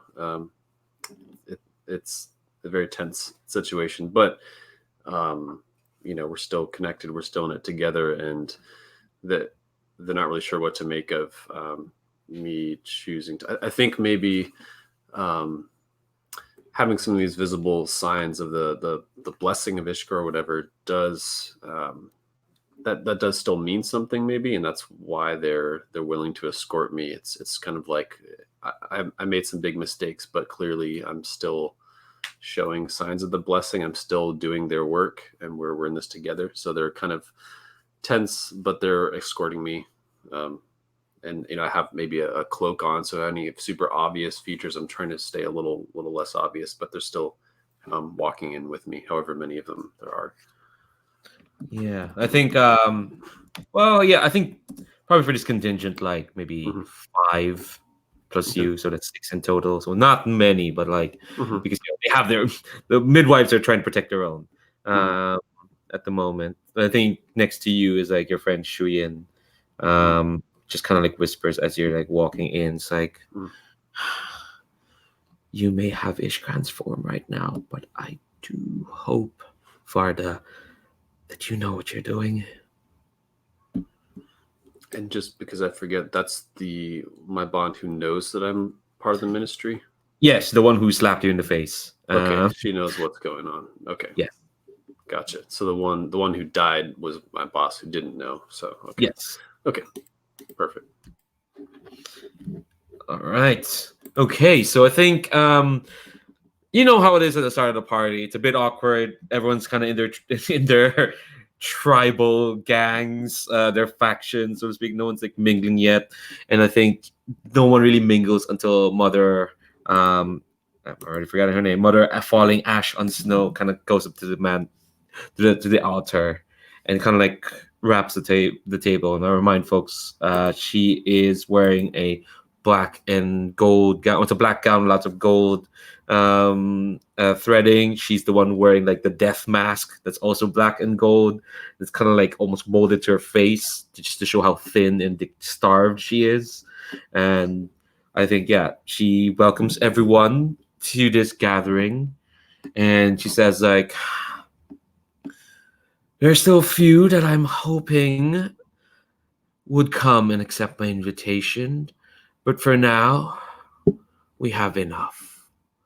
I've called this meeting not to exacerbate differences, but to smooth them out. We all seek truths. We all seek the divine.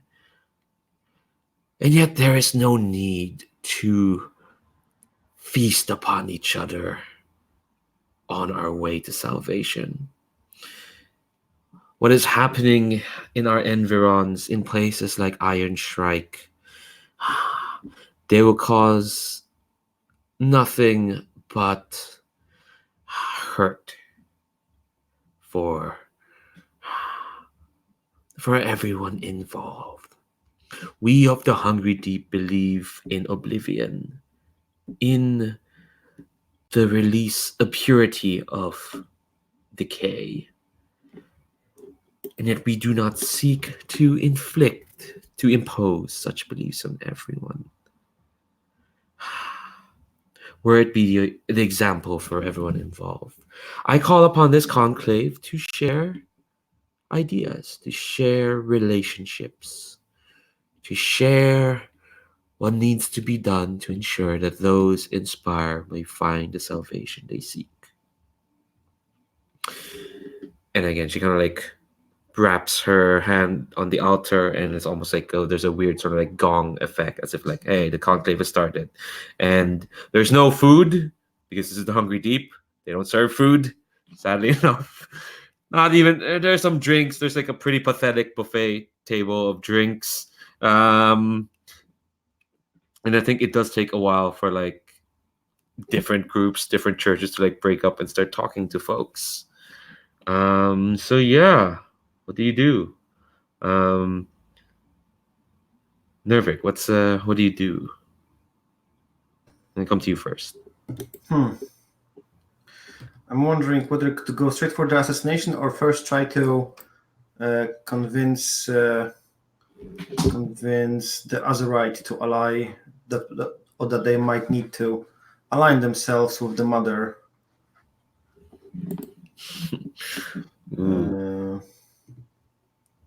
Do you have pamphlets?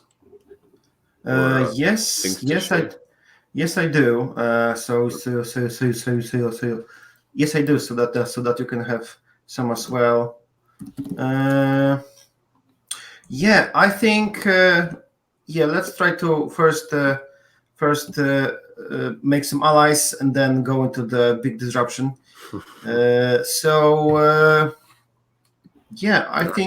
I think we see Nirvic going to the group of the Azurite in general, and I'm not sure. Maybe Alma is there. Maybe she isn't. But Let's say she's there, so we don't have to invent another fucking NPC. Yeah, Alma's there. So what's your pitch? God damn it! I don't have any arguments to convince them as of yet. It won't work. I mean, we can always just start with chatting about just, oh wow, things are so terrible down here in Ironshrike. I heard the gun merchants are really killing each other off, and I don't know. We could start with more general things and remind people of how bad things are getting. I don't know if that helps. I'm not sure how else to start. Yeah, let's let's start with that one.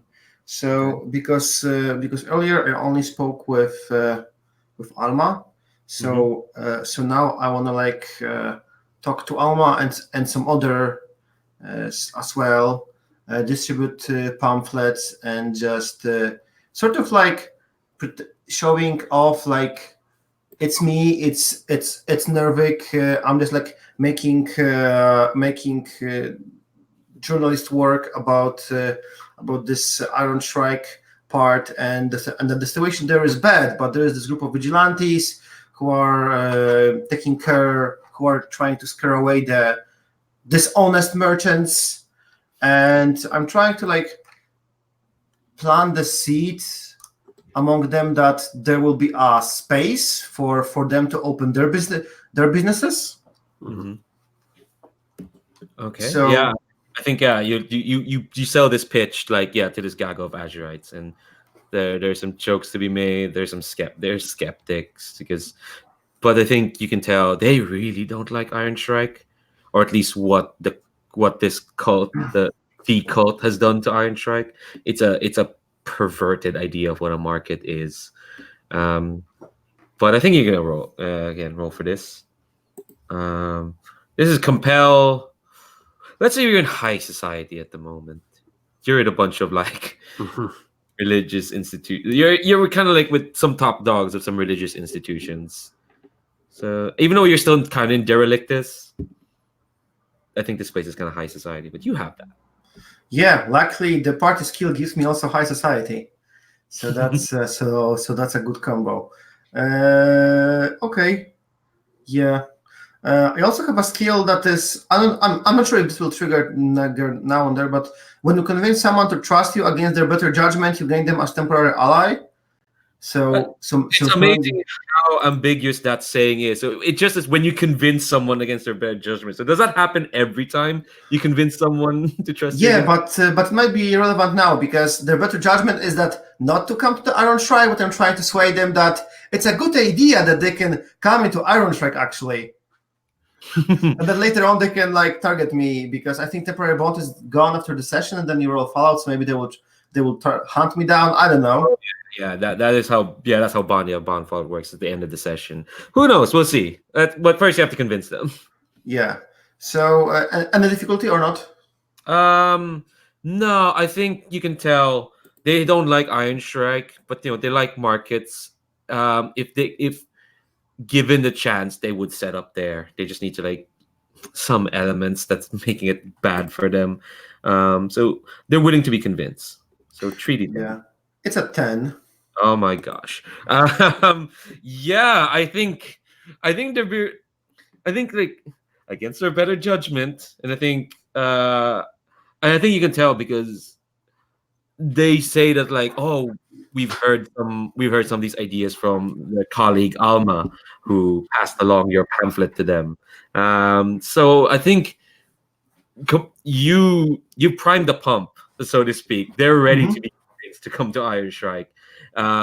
In fact, they'll even say that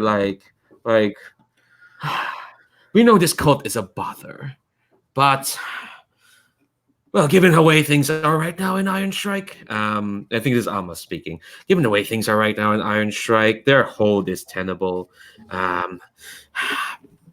Yes, I'm certain that if you can find some more allies who are plenty over here to work together against the cult, you can make them go away in no time.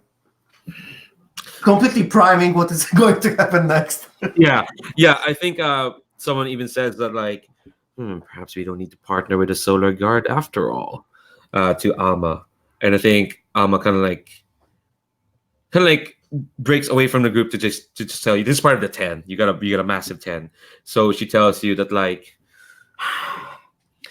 I did pass along your ideas to my group, and let me tell you, they were on the verge of just calling on the Solar Guard to cleanse the place, uproot it of every desperate stall holder who could be connected to the cult or to the recent arsons, bring back order to the place.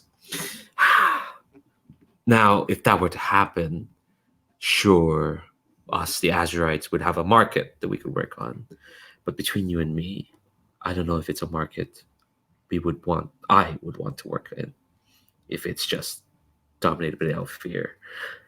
But thanks to you, looks like the Azurites, well, they'll partner with folks closer to the ground than the Solar Guard.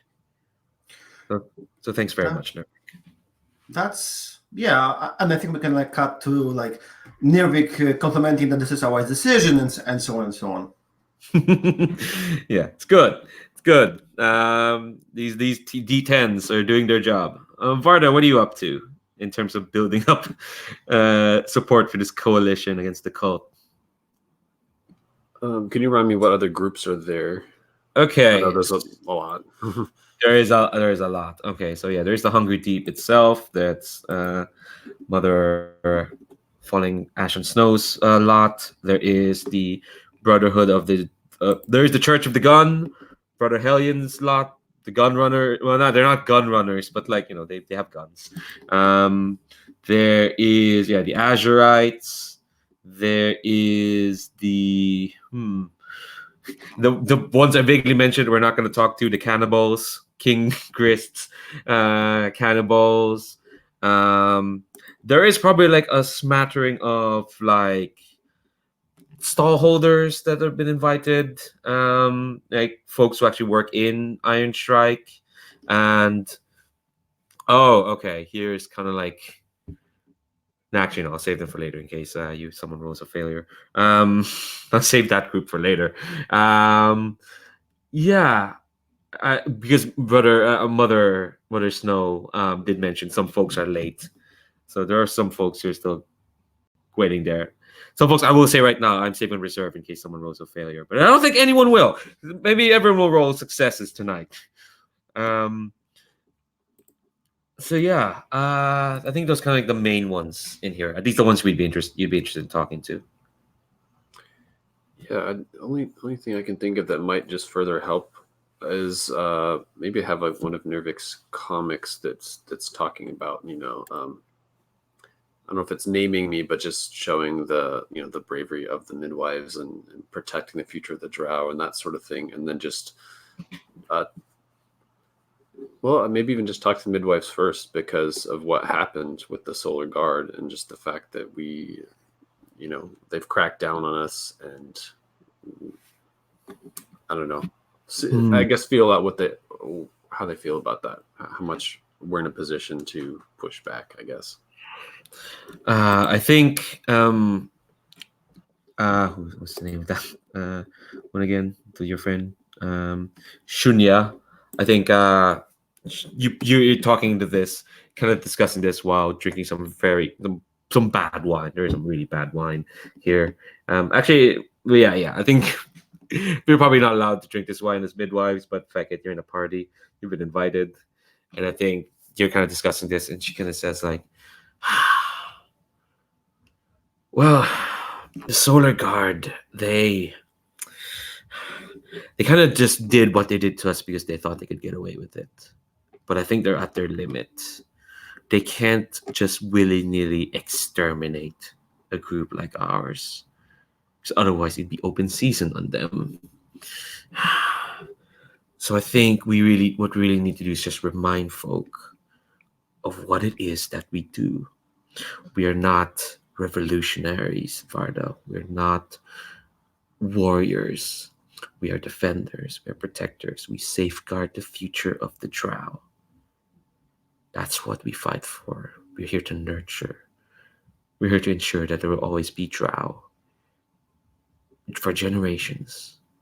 not just drow who live, but who thrive in our culture, who know our culture, who remember who we are. I do think some drow have been forgetting that. And we've been taken for granted. She takes a sip, makes a face of this wine, and say like, I hope you do remember that, Varda. Because I know, and don't you try to hide from me, I know something's going to happen tonight. Ishkran would not have blessed you if this was just going to be a night of socializing. And when have you ever been a social type? Yeah, that's true.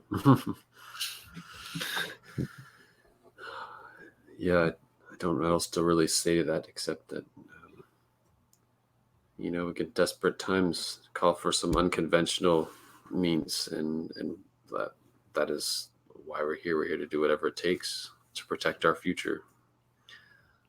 I think she kind of like takes your hand between hers. Well, she puts down the drink because she doesn't want to drink anymore. That, but she takes one of your hands into hers and kind of says like, I know you've messed up recently, and I know you know that. But I do know what you do.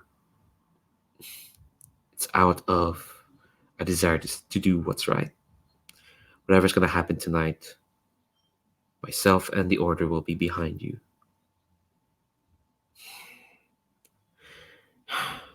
Just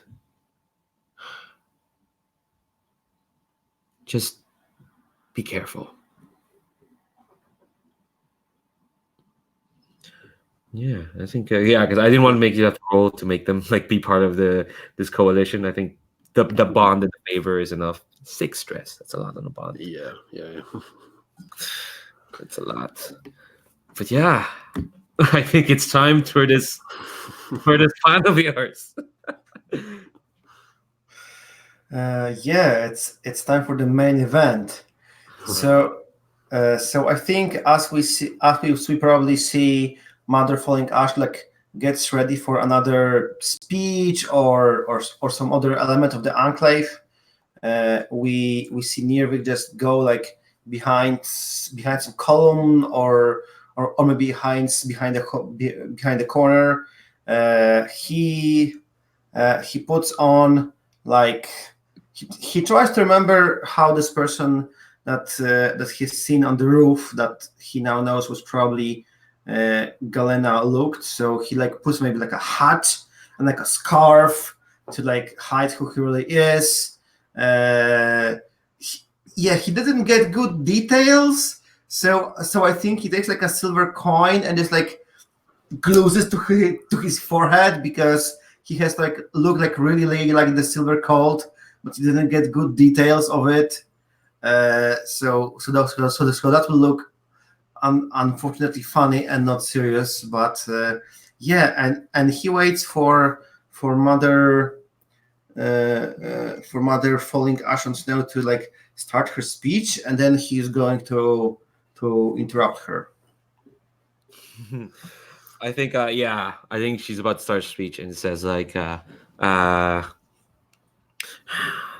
think it's part of the program. She starts saying like as part of the conclave, each institution's leader will be called upon to deliver a sermon on the altar, and it starts with her. So she's gonna start talking about the Hungry Deep and how embrace nothingness. We're a bunch of nihilists. We believe in nothing. Lebowski, sorry. And sorry. They're fucking nihilists. So she basically starts giving a sermon about that on the altar. Yeah, and I think that somewhere in the middle of the sermon, Nirvic goes out from behind the column where he was hiding and getting ready, and he shouts very loudly to gather people's attention. And he points at her, "Lies! You are the one who brought the solar guard here. You are the Elfir who wants to bring even more punishing to us, the drow. And you're responsible for all of those bad things that the solar guard is doing now to the drow.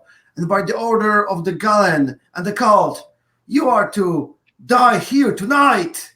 And as he says it, before he fires a gun, we to have even more chaos. We see a man with a gun step through the door. Oh, Jesus. Awesome. Okay, you're just doing this to cause chaos, Pavel. Are you?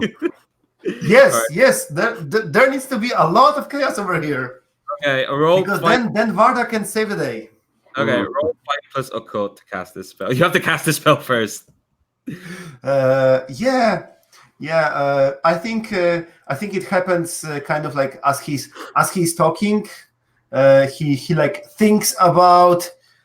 I think actually it would be fun that as he's talking, he's just hoping, just not now, just not this time. We don't need more chaos. Just no man with a gun walk through the door. And as he thinks about it, I think it will happen. Who knows? All right, let's It's see. a 10. 10. Okay. Nice. Here's what happens. You shout that, you'll die for the cult. And there's a contingent walks in through the door. And they're a weird bunch of people. Some of them wearing like tattered robes, some like wearing fine stuff, but they're led at the front and they're holding like this long let me look at the equipment here. It's a very nice gun. It's a retro-engineered galvanic arquebus. It's a rifle. They're holding it. It's nice in silver. They're wearing like a cloak over like this like nice outfit, and they got like a scarf and a hood, and they've got silver coins over their eyes. Yeah, and just to remind everyone, I have no control over this person. This is like I can just summon them, and they are here, and I feel like Nirvic just like looks at them and it's like shit's going wrong, and then he like theatrically just like goes for his gun, like it takes aim at the mother so that Varda can like get into position. He obviously like wants mother to like start hiding or something, and then he's going to like pretend to fire at mother of mother falling ash and snow.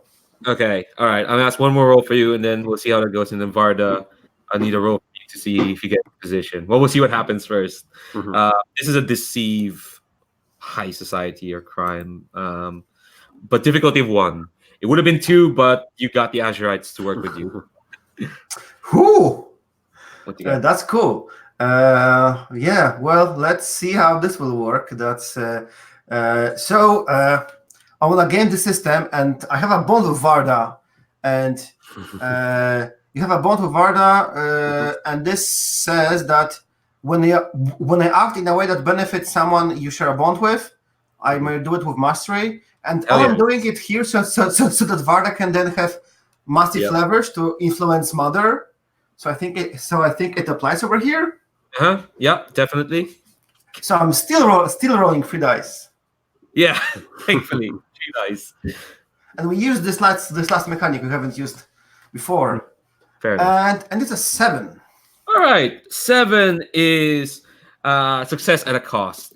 So here's what's gonna happen. You aim the gun, and I think you probably like prepped it enough. This is gonna happen in the midst of seconds. So you've aimed the gun, and Mother Falling Ash Snow is like moving to hide. And I think actually what's happening is like what's happening is her church acolytes are moving to like shield her.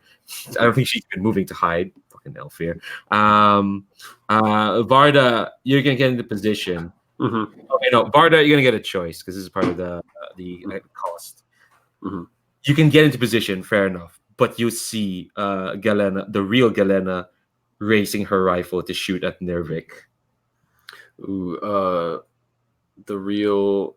Sorry, is that the person who came in with the gun? Yes. Which he doesn't see. Oh, okay. Yeah, I should have mentioned that. The real Galena is here, and she has a big fuck off rifle.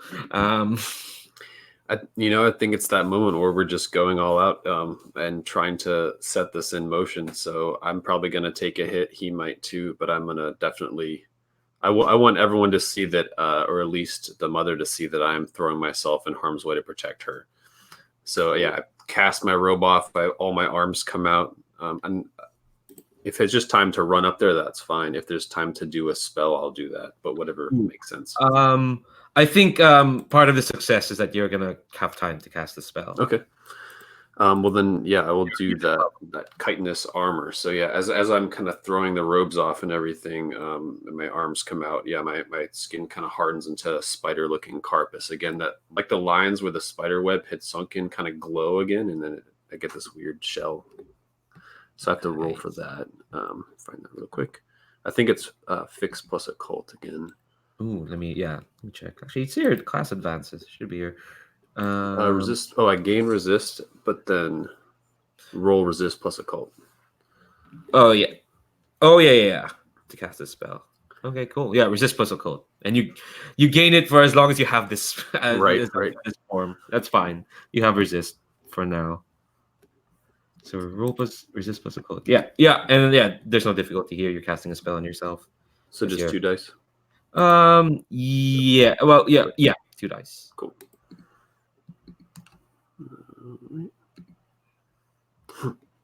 Oh, all right, 5. I think you just draw on a bit too much from Ishkran, so it's like the adrenaline of what's happening is probably getting to you. I think you're probably thinking in the back of your head, I probably should have cast this spell before things happen. So I think you're gonna get a D3 of mind stress because it's a lot happening right now. All right. Sadly, you don't get the armor. Oh, okay. Oh, right. It fails. Okay, fair enough. I mean, Yeah, it's 5. That's fine. So roll a D6. So round 5 rounding down. Is that a 2? Yeah. Okay. 2's not so bad. 2's not so bad. Yeah, you don't get fallout. It's fine. You're still fine. So I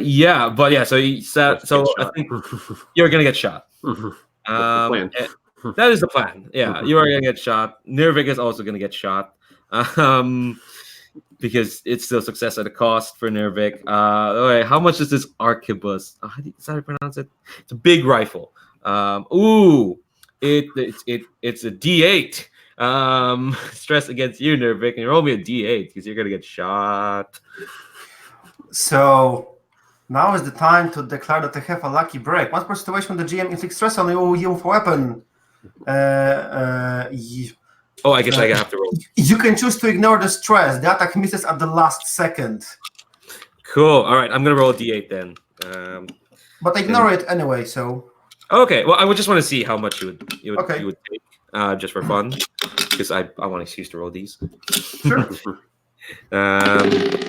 Oh, you would have gotten a 6, but okay. Yeah. So how did you miss? How did it miss? I think it happens almost simultaneously that I fire at Mother to hit Varda for as little as possible, and then I just throw myself back behind the column, and we see the shot probably pierces the column and the place where I used to be. Nice. And then just land and it's that went sideways really quick. I think you're still gonna hit Varda. You're not using the bullet that you inscribed. No, of course, the normal one. Yeah, cool. All right. Because Varda failed at that spell, she's still gonna get hit quite a bit. What's your guns? D6. All right, it's not the word. Not bad. Yeah. So Varda, roll me a D6. Keep getting 5s. Oh no! But I have blood resistance. I'll be okay. Yeah. Oh yeah, you'll be fine. I would just have to roll. Fallout versus 6.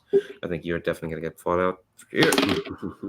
Yep. Makes sense. Yeah, it makes sense. Gosh. So you're gonna get shot by of all things, there. Oh, I mean, you plan for this to get shot by Nirvic's gun. Look at those tags again. Ranged, penetrating. So even if you put on armor, it's still penetrating. So it doesn't matter. Does that mean it goes through me and hits someone behind me anyway? Oh, yeah, that probably would have. I mean, as long as it's dramatic, that's my point, Okay, all right. Okay, hold on. Yeah, piercing and penetrating. Yeah. Let's see, double barreled. What does that mean? Oh, you can reload this twice. Fine, it's fine. Yeah. It hits you. It sucks. Really sucks. I mean, I don't have to say that. I think what's gonna happen is I think it smashes against your arm. I think that's part of Nirvic's kind of success as well. So I think simple enough fallout, you're gonna get a broken arm. Well, and you have plenty of arms. I just realized that. It's one of the arms that you use. Yeah. It breaks your arm for sure. Because it's a broken arm. That gets rid of, let's see, waterfall 5. All right, it gets rid of most of your blood. Actually, not all of your blood. Yeah. So yeah, it breaks your arm, and I think, what happens in this chaos? All right, okay. Actually, can I take a quick bio break, like a minute or two? I really need to pee. We'll come back and see what happens. I think you kind of accomplished most of what you need to do. But let's parse out what the fallout is. But I'll be back in 2 minutes because I really need to pee.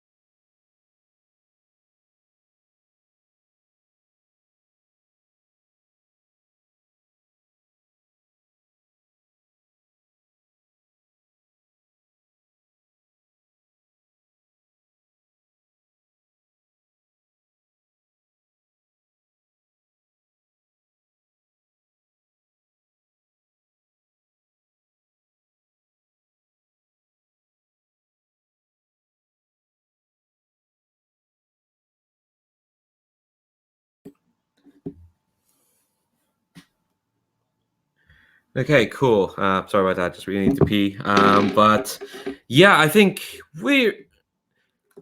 let's see. Let's lay out where we are again. Nirvic, you've dodged a fairly not near fatal, but a really strong shot with your wits. Varda, you've jumped in to quote unquote save Mother falling ash on snow from crazed silver cultist. I think she is proper shrieking what is the meaning of this? That sort of her calm demeanor has kind of cracked. The crowd is kind of a bit hushed, and I think all eyes are on the cult, who this is like the most like this is the most they've ever been seen out in public. And I think Galena kind of like lowers the rifle and says like in a this like whispery sort of voice that somehow carries out in this cathedral because the acoustics are good, and say like, I could ask the same thing. What is this perfidious nonsense you've invited us into?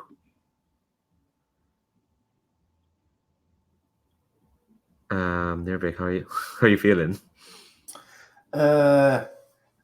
Nirvic says that his deception might not work so well now that Galena is here. But like, what is the reaction of the crowd and shots being fired? Is it like chaos erupting, or everyone just like sitting and people are shooting each other? Like, who cares? I think. I mean, you wanted chaos, you'll get chaos. I think there's a moment where once like when Galena says that, one of the Azurites comes out, pipes up and says like, ha, trying to pull the wool over our eyes again, ha, silver cultists. And they start shouting obscenities about how like trying to pull a double con and whatnot. And you can tell it's Alma putting on a very spirited performance. And I think the order of midwives kind of like move around you, Varda, surrounds you, Nirvic, as if, and I think Shunya kind of shouts out and says like, we have the silver cultists surrounded. I think there is like, it's not so much chaos. This is me paying off all the groundwork you've all put together, I guess. Mm-hmm. So I think the Helionites kind of like pull out their guns, but they're more like, oh, if shooting's gonna happen, we'll be armed too. The King Grist, who is the king of the cannibals, who is gigantic. He's like 8 foot tall, big cannibal guy. Is kind of like rumblings like, is there going to be a fight happening? And his ghouls are kind of like almost pulling out their shivs, ready to like, it's going to be proper West Side Story in this cathedral very soon. Gang warfare. And I think the cultists are kind of like, they look like they're a bit hemmed in, but you can tell they look like they're ready to fight. And Galena kind of like raises the rifle again and says that, and what did she say? I think she says that if you think that we would let Ironshrike go easily, you are all mistaken. Even if we fall, we'll rise again. So long as money rules the world, so long as capital rules all life here in Spire, we will find life wherever money goes. And she kind of like cocks her rifle just to like dare anyone to take the first shot. I think we see Nirvic like. It's like he sees this as an opportunity and as a trouble, because if Galena is like captured and she might say that she doesn't order this hit because it was like a bit chaotic. Shaman in her name shot at the mother, then she shot at him. It can be like unwind everything. So it's best if Galena dies. So I think as she's talking, we see Nirvic just like takes the empty shell. He takes the other shelf. He quickly like marks it with the Brother Helion mark. He shoves it in. I'm going to mark another one. I think because I'm doing it this quick, I'm going to mark it in blood. Because why not? And as they are talking in, Nirvic like repositions so that he isn't like considered to be, hey, the shooter went out there, and then the Nirvic comes. That's surprising. and he just like pops out from somewhere in between the crowd. He aims his gun at Galena and shouts, "You are the reason that the Ironshrike is so bad. People here need to unite against you." And he just like pulls both triggers at her because in Nirvic eyes, she needs to die so that the chaos can really completely take over. All right. Okay, so you're firing. You got a double barrel. So you're firing 2 bullets marked with it, and they're both gonna be brutal. And using double barreled will also give the attack brutal. So that's 3 instances of the brutal tag. Yeah. Holy crap! But first, we have to roll to see if you hit her. That's a fight. Well, you're in high society or low society crime, so you got skill domain. Gonna be difficulty of 1. Yeah, it's gonna be difficulty of 1. I think the crowd is kind of ready to get into a fight soon, and I think the order with midwives kind of almost let you, because they're kind of like surround you just so like you wouldn't shoot anymore. Well, you shot one of their mates. Varda, how are you feeling? I think Shunya is kind of like splinting up your broken arm, I suppose. You're muted, Gabriel. Thanks. I think I'm still kind of ready for more to happen, and maybe kind of like shrugging it off and just saying like, no, I can stitch that up later. That's not a big deal. And I would actually like to, in case I need it, to use another ability and use my wall walker ability, which is another roll. And I'm thinking that might look like,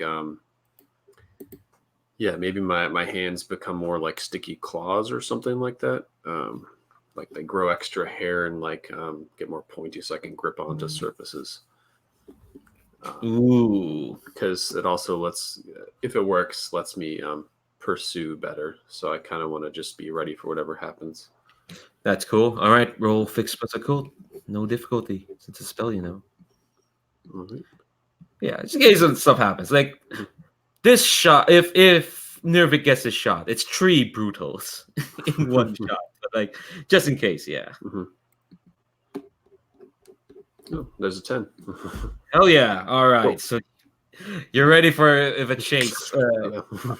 All right, cool. All right, so let's see. Nirvic shot difficulty 1. It's a fight plus. You've got the domain anyway. You're in high society. It's a 10. Oh my god. Okay. Strong. Hella strong. How many? Okay, you're in roll 110, so it's a +1. You get +1 stress to this attack. Inflict +1 stress for each 10 you roll. So we're in roll 1. Okay, let's see how this goes. When you roll stress for this weapon, roll 2 dice and pick the highest. Okay. So if for instance, if you manage to get brutal 3 times, for example, you'd roll 4 dice and pick the highest when inflicting stress. And I'm hoping for doubles because then I can pick both doubles because that's from the skill. So yeah, I'm going to roll 4d6. God damn it. Unfortunately, no doubles, and the highest is a 6. So I guess it's a 6 + 1. Looks like 7 damage to Galena. Okay. Let me look up. There's actually stats for the leader of the cult. Thank you. So your shot rings out. And I think it smashes into her shoulder and it kind of like knocks her back. And I think her cult kind of like swarms forward, and I think I think a fight happens for sure. And I think her cult comes out and they start like doing some really weird shit, like spitting out silver coins, like bullets, and some people took out shivs. And I think the folks nearest nearby, it's probably the Church of the Gun, honestly. And they're gonna start shooting back, and there is a big melee. But Varda, I think you see at the corner of your eye, Galena's being helped up. Her arm is like limber. It's still clutching the rifle, but it's limp. It's done. but she's still alive. And she's being helped up and being dragged out to the back. Varda, what do you do? I'm gonna chase after her and try to drag her to this pit in the middle of the church. Poetic. I think I want to finish this.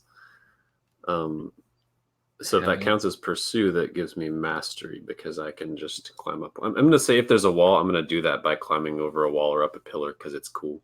Hell yeah. Hell yeah. Oh, God, this big, horrible, skittering spider midwife. Are you running on the roof, actually? That's like... Yeah, if that's faster, because I can. Yeah, totally. Yeah, totally. You can. Yeah. Oh, yeah. This does, I should remember this. This does come with a difficulty of 1. This society leader does come with a difficulty of 1. And I will say, just stat wise, she's down to 1 resistance. Ooh, You're like nice. 1 off Nirvic from killing her. But yeah, roll, pursue. You're in a culty place. You're in a weird, hungry, deep church. Then the fight has gone out, so the high society bit of this place is not as prevalent, but difficulty of 1 for sure. So, and does mastery mean an extra dice? How does that yes, work? so you get 3d10. Okay, cool. Because normally you get 4 because you have both skill and domain. Oh, gotcha. 1, All right. get you 3. I got an 8.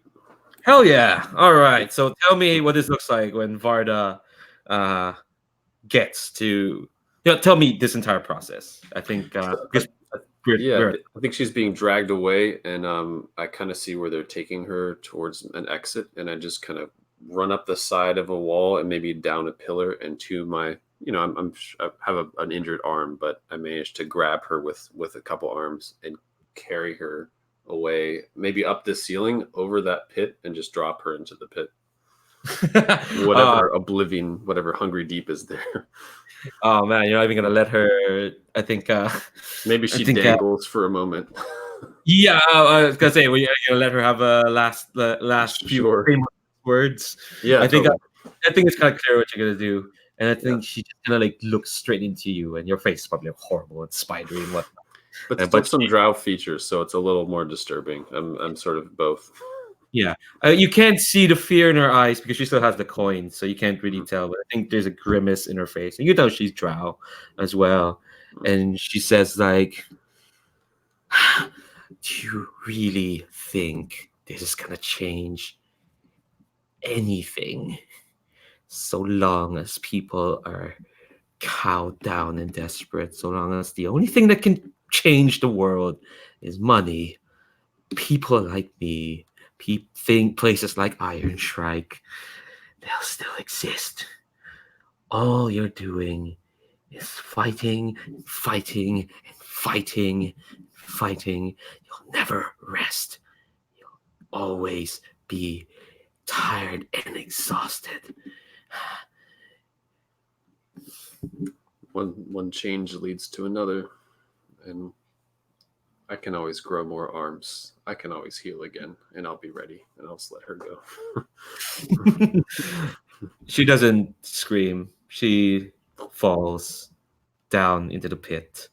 And I think that's a suitably dramatic enough image that gets everyone's attention as she falls. And I think the cult will kind of breaks down, and it's a retreat. Everyone, the cult kind of runs away. I think Nirvic, you're kind of still held by the order, as if like, oh, you're part of the cult, but maybe you're.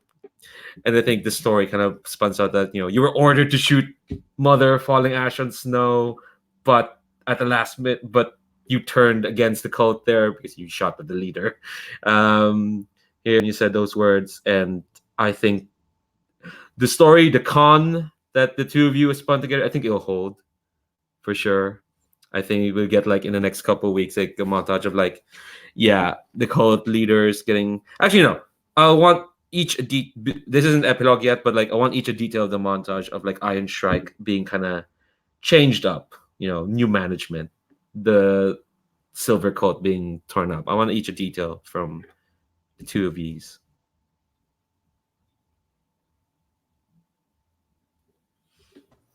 I think we see Azurite coming and actually helping those people here, like do even some basic business. So like we see maybe like some people sewing clothes and someone else like making pots, and then we see the Azurite merchants just like coming, exchanging the goods for money, and then just like taking them to the other district to sell. So in some way, the life is improved because people are now not like begging for last money and selling the last rug, but like actually like being taught how to be entrepreneur, at least slowly and in some regard. But it's a change, a positive one. Nice. And I think another thing that is seen is that instead of just sort of preying on each other with a little more breathing space, some of the common people of Ironshrike, the Gutterkin, are harvesting mushrooms and having more of a normal market, selling food, hopefully not, poisonous or something with that, the hungry deep and all their weird decay covering everything. But maybe there's just more people selling food at a market and selling scraps of armor and things that were left behind and kind of repurposing, even though it's still kind of weird and kind of grimy, but they're kind of doing some basic business, like you said. Maybe there's a big a new soup kitchen opens that's all like mushrooms and underground roots and stuff like that, so more people can just have some basic food that they didn't before. Yeah, I think you probably get like I want a quick debrief, like a quick debriefing scene from probably like one of the ministers, cell leaders. It's I think actually you get like your private room in civilization, and there's probably like some waitress probably just leaves like a note, like a missive, and it basically just says, well, you didn't really kill the market, instead you healed it. Not exactly what we looked for, but I suppose not all changes have to be so brutal and bloody. Seems there's hope in Ironshrike for now. And I think there's also like says like, okay, all right, you're free to do what you need to. You're free for now. There's no missions for y'all. So okay, so what's the last we see of each of these characters? Unless we see them next time. I'm strongly considering next time I run Spire, you can bring back the same characters. Maybe in the future. We'll see. But yeah, for now, what's the last we see of each character? And feel free to jump in once you have an idea. I think see Varda looking over, tending some eggs of unborn drow, and maybe she's doing that still close to Ironshrike or somewhere down here as a temporary thing where she was staying, but she's bringing maybe I don't know, the new spiders or whatever they look like when they've hatched, but she's giving them blood and meat and sustenance, and she's feeding them one of the Alfear guards. So eating the rich, eating the oppressors for the future of the drow. Okay, that's fair. Oh my gosh. All right, Nirvic, what's the last we see of you? I think we see Nirvic is like preparing a new comic book that basically describes the events here, and not only the vigilantes who are burning down the stores, but also the mighty heroes, the midwife who saved the Elfir, and then how the market changed, because people like sensation, people like some hope. So he is depicting things that happened, of course, obscuring identities of our ministry agents. and then he's trying to like sell it in as many districts as possible. So we see him like going to the cart, trying to sell it, and then maybe like starting to pay off the debt he has to Gusto, because he's like deep in problems. Oh yeah. Gasto has turned a new leaf in the sense that he is way more confident than the first time we saw him, for sure. Yeah, that's it. That's a good image to leave. I think I'll leave two last images to tease, just in case we see these characters again. Maybe next time I ever run Spire again. I think tease number one is after a certain amount of time, I think the both of you get new orders. Your next assignment. And I think what you get is a pamphlet describing the different services you can get from the oldest financial services organization in Spire, this place called Glasshelm. And I think you get there's orders more on there and what you're meant to do. But it's basically the gist of it is it's a bank, and the ministry are interested at this bank. That's tease number one. And tease number two, I think, is just like there's if this was a comic book or I don't know, a stinger, I guess, a comic book movie, this is the last stinger is like we're in a room and you can tell there's like intricate models, kind of like globes or like like solar systems and whatnot. And there's like this really intricate model Spire, and you can see like this figure using like their left hand, kind of like poking at the figures and at the names. You can see she's striking out a region that says Ironshrike to say like, all right, I'm done with that. And then she pulls up like two new pieces and puts them on like this like spiral sort of like intricate sort of globe, and one of them is a figure of a midwife and the other one is a figure of a drow in a trench coat and holding a cigar. And I think we'll end Ironshrike there. I'm very surprised you didn't kill the market. Instead, you just helped it and healed it, which is good. It's good. But we're still in recording, so I just want to say thanks very much to my players for sticking true and to bring it to a very cool, very unexpected ending. All y'all's ideas, as always, just amazing and fun. Thanks very much. I'm gonna stop this broadcast now. Again, thanks, folks. Anyone who wants to check out Spire, viewers, check out links below, Gauntlet Con, all the stuff I said to start. Check those out. So I'm gonna end the broadcast. Yes, I went to end the broadcast, StreamYard. Thank you. Bye bye.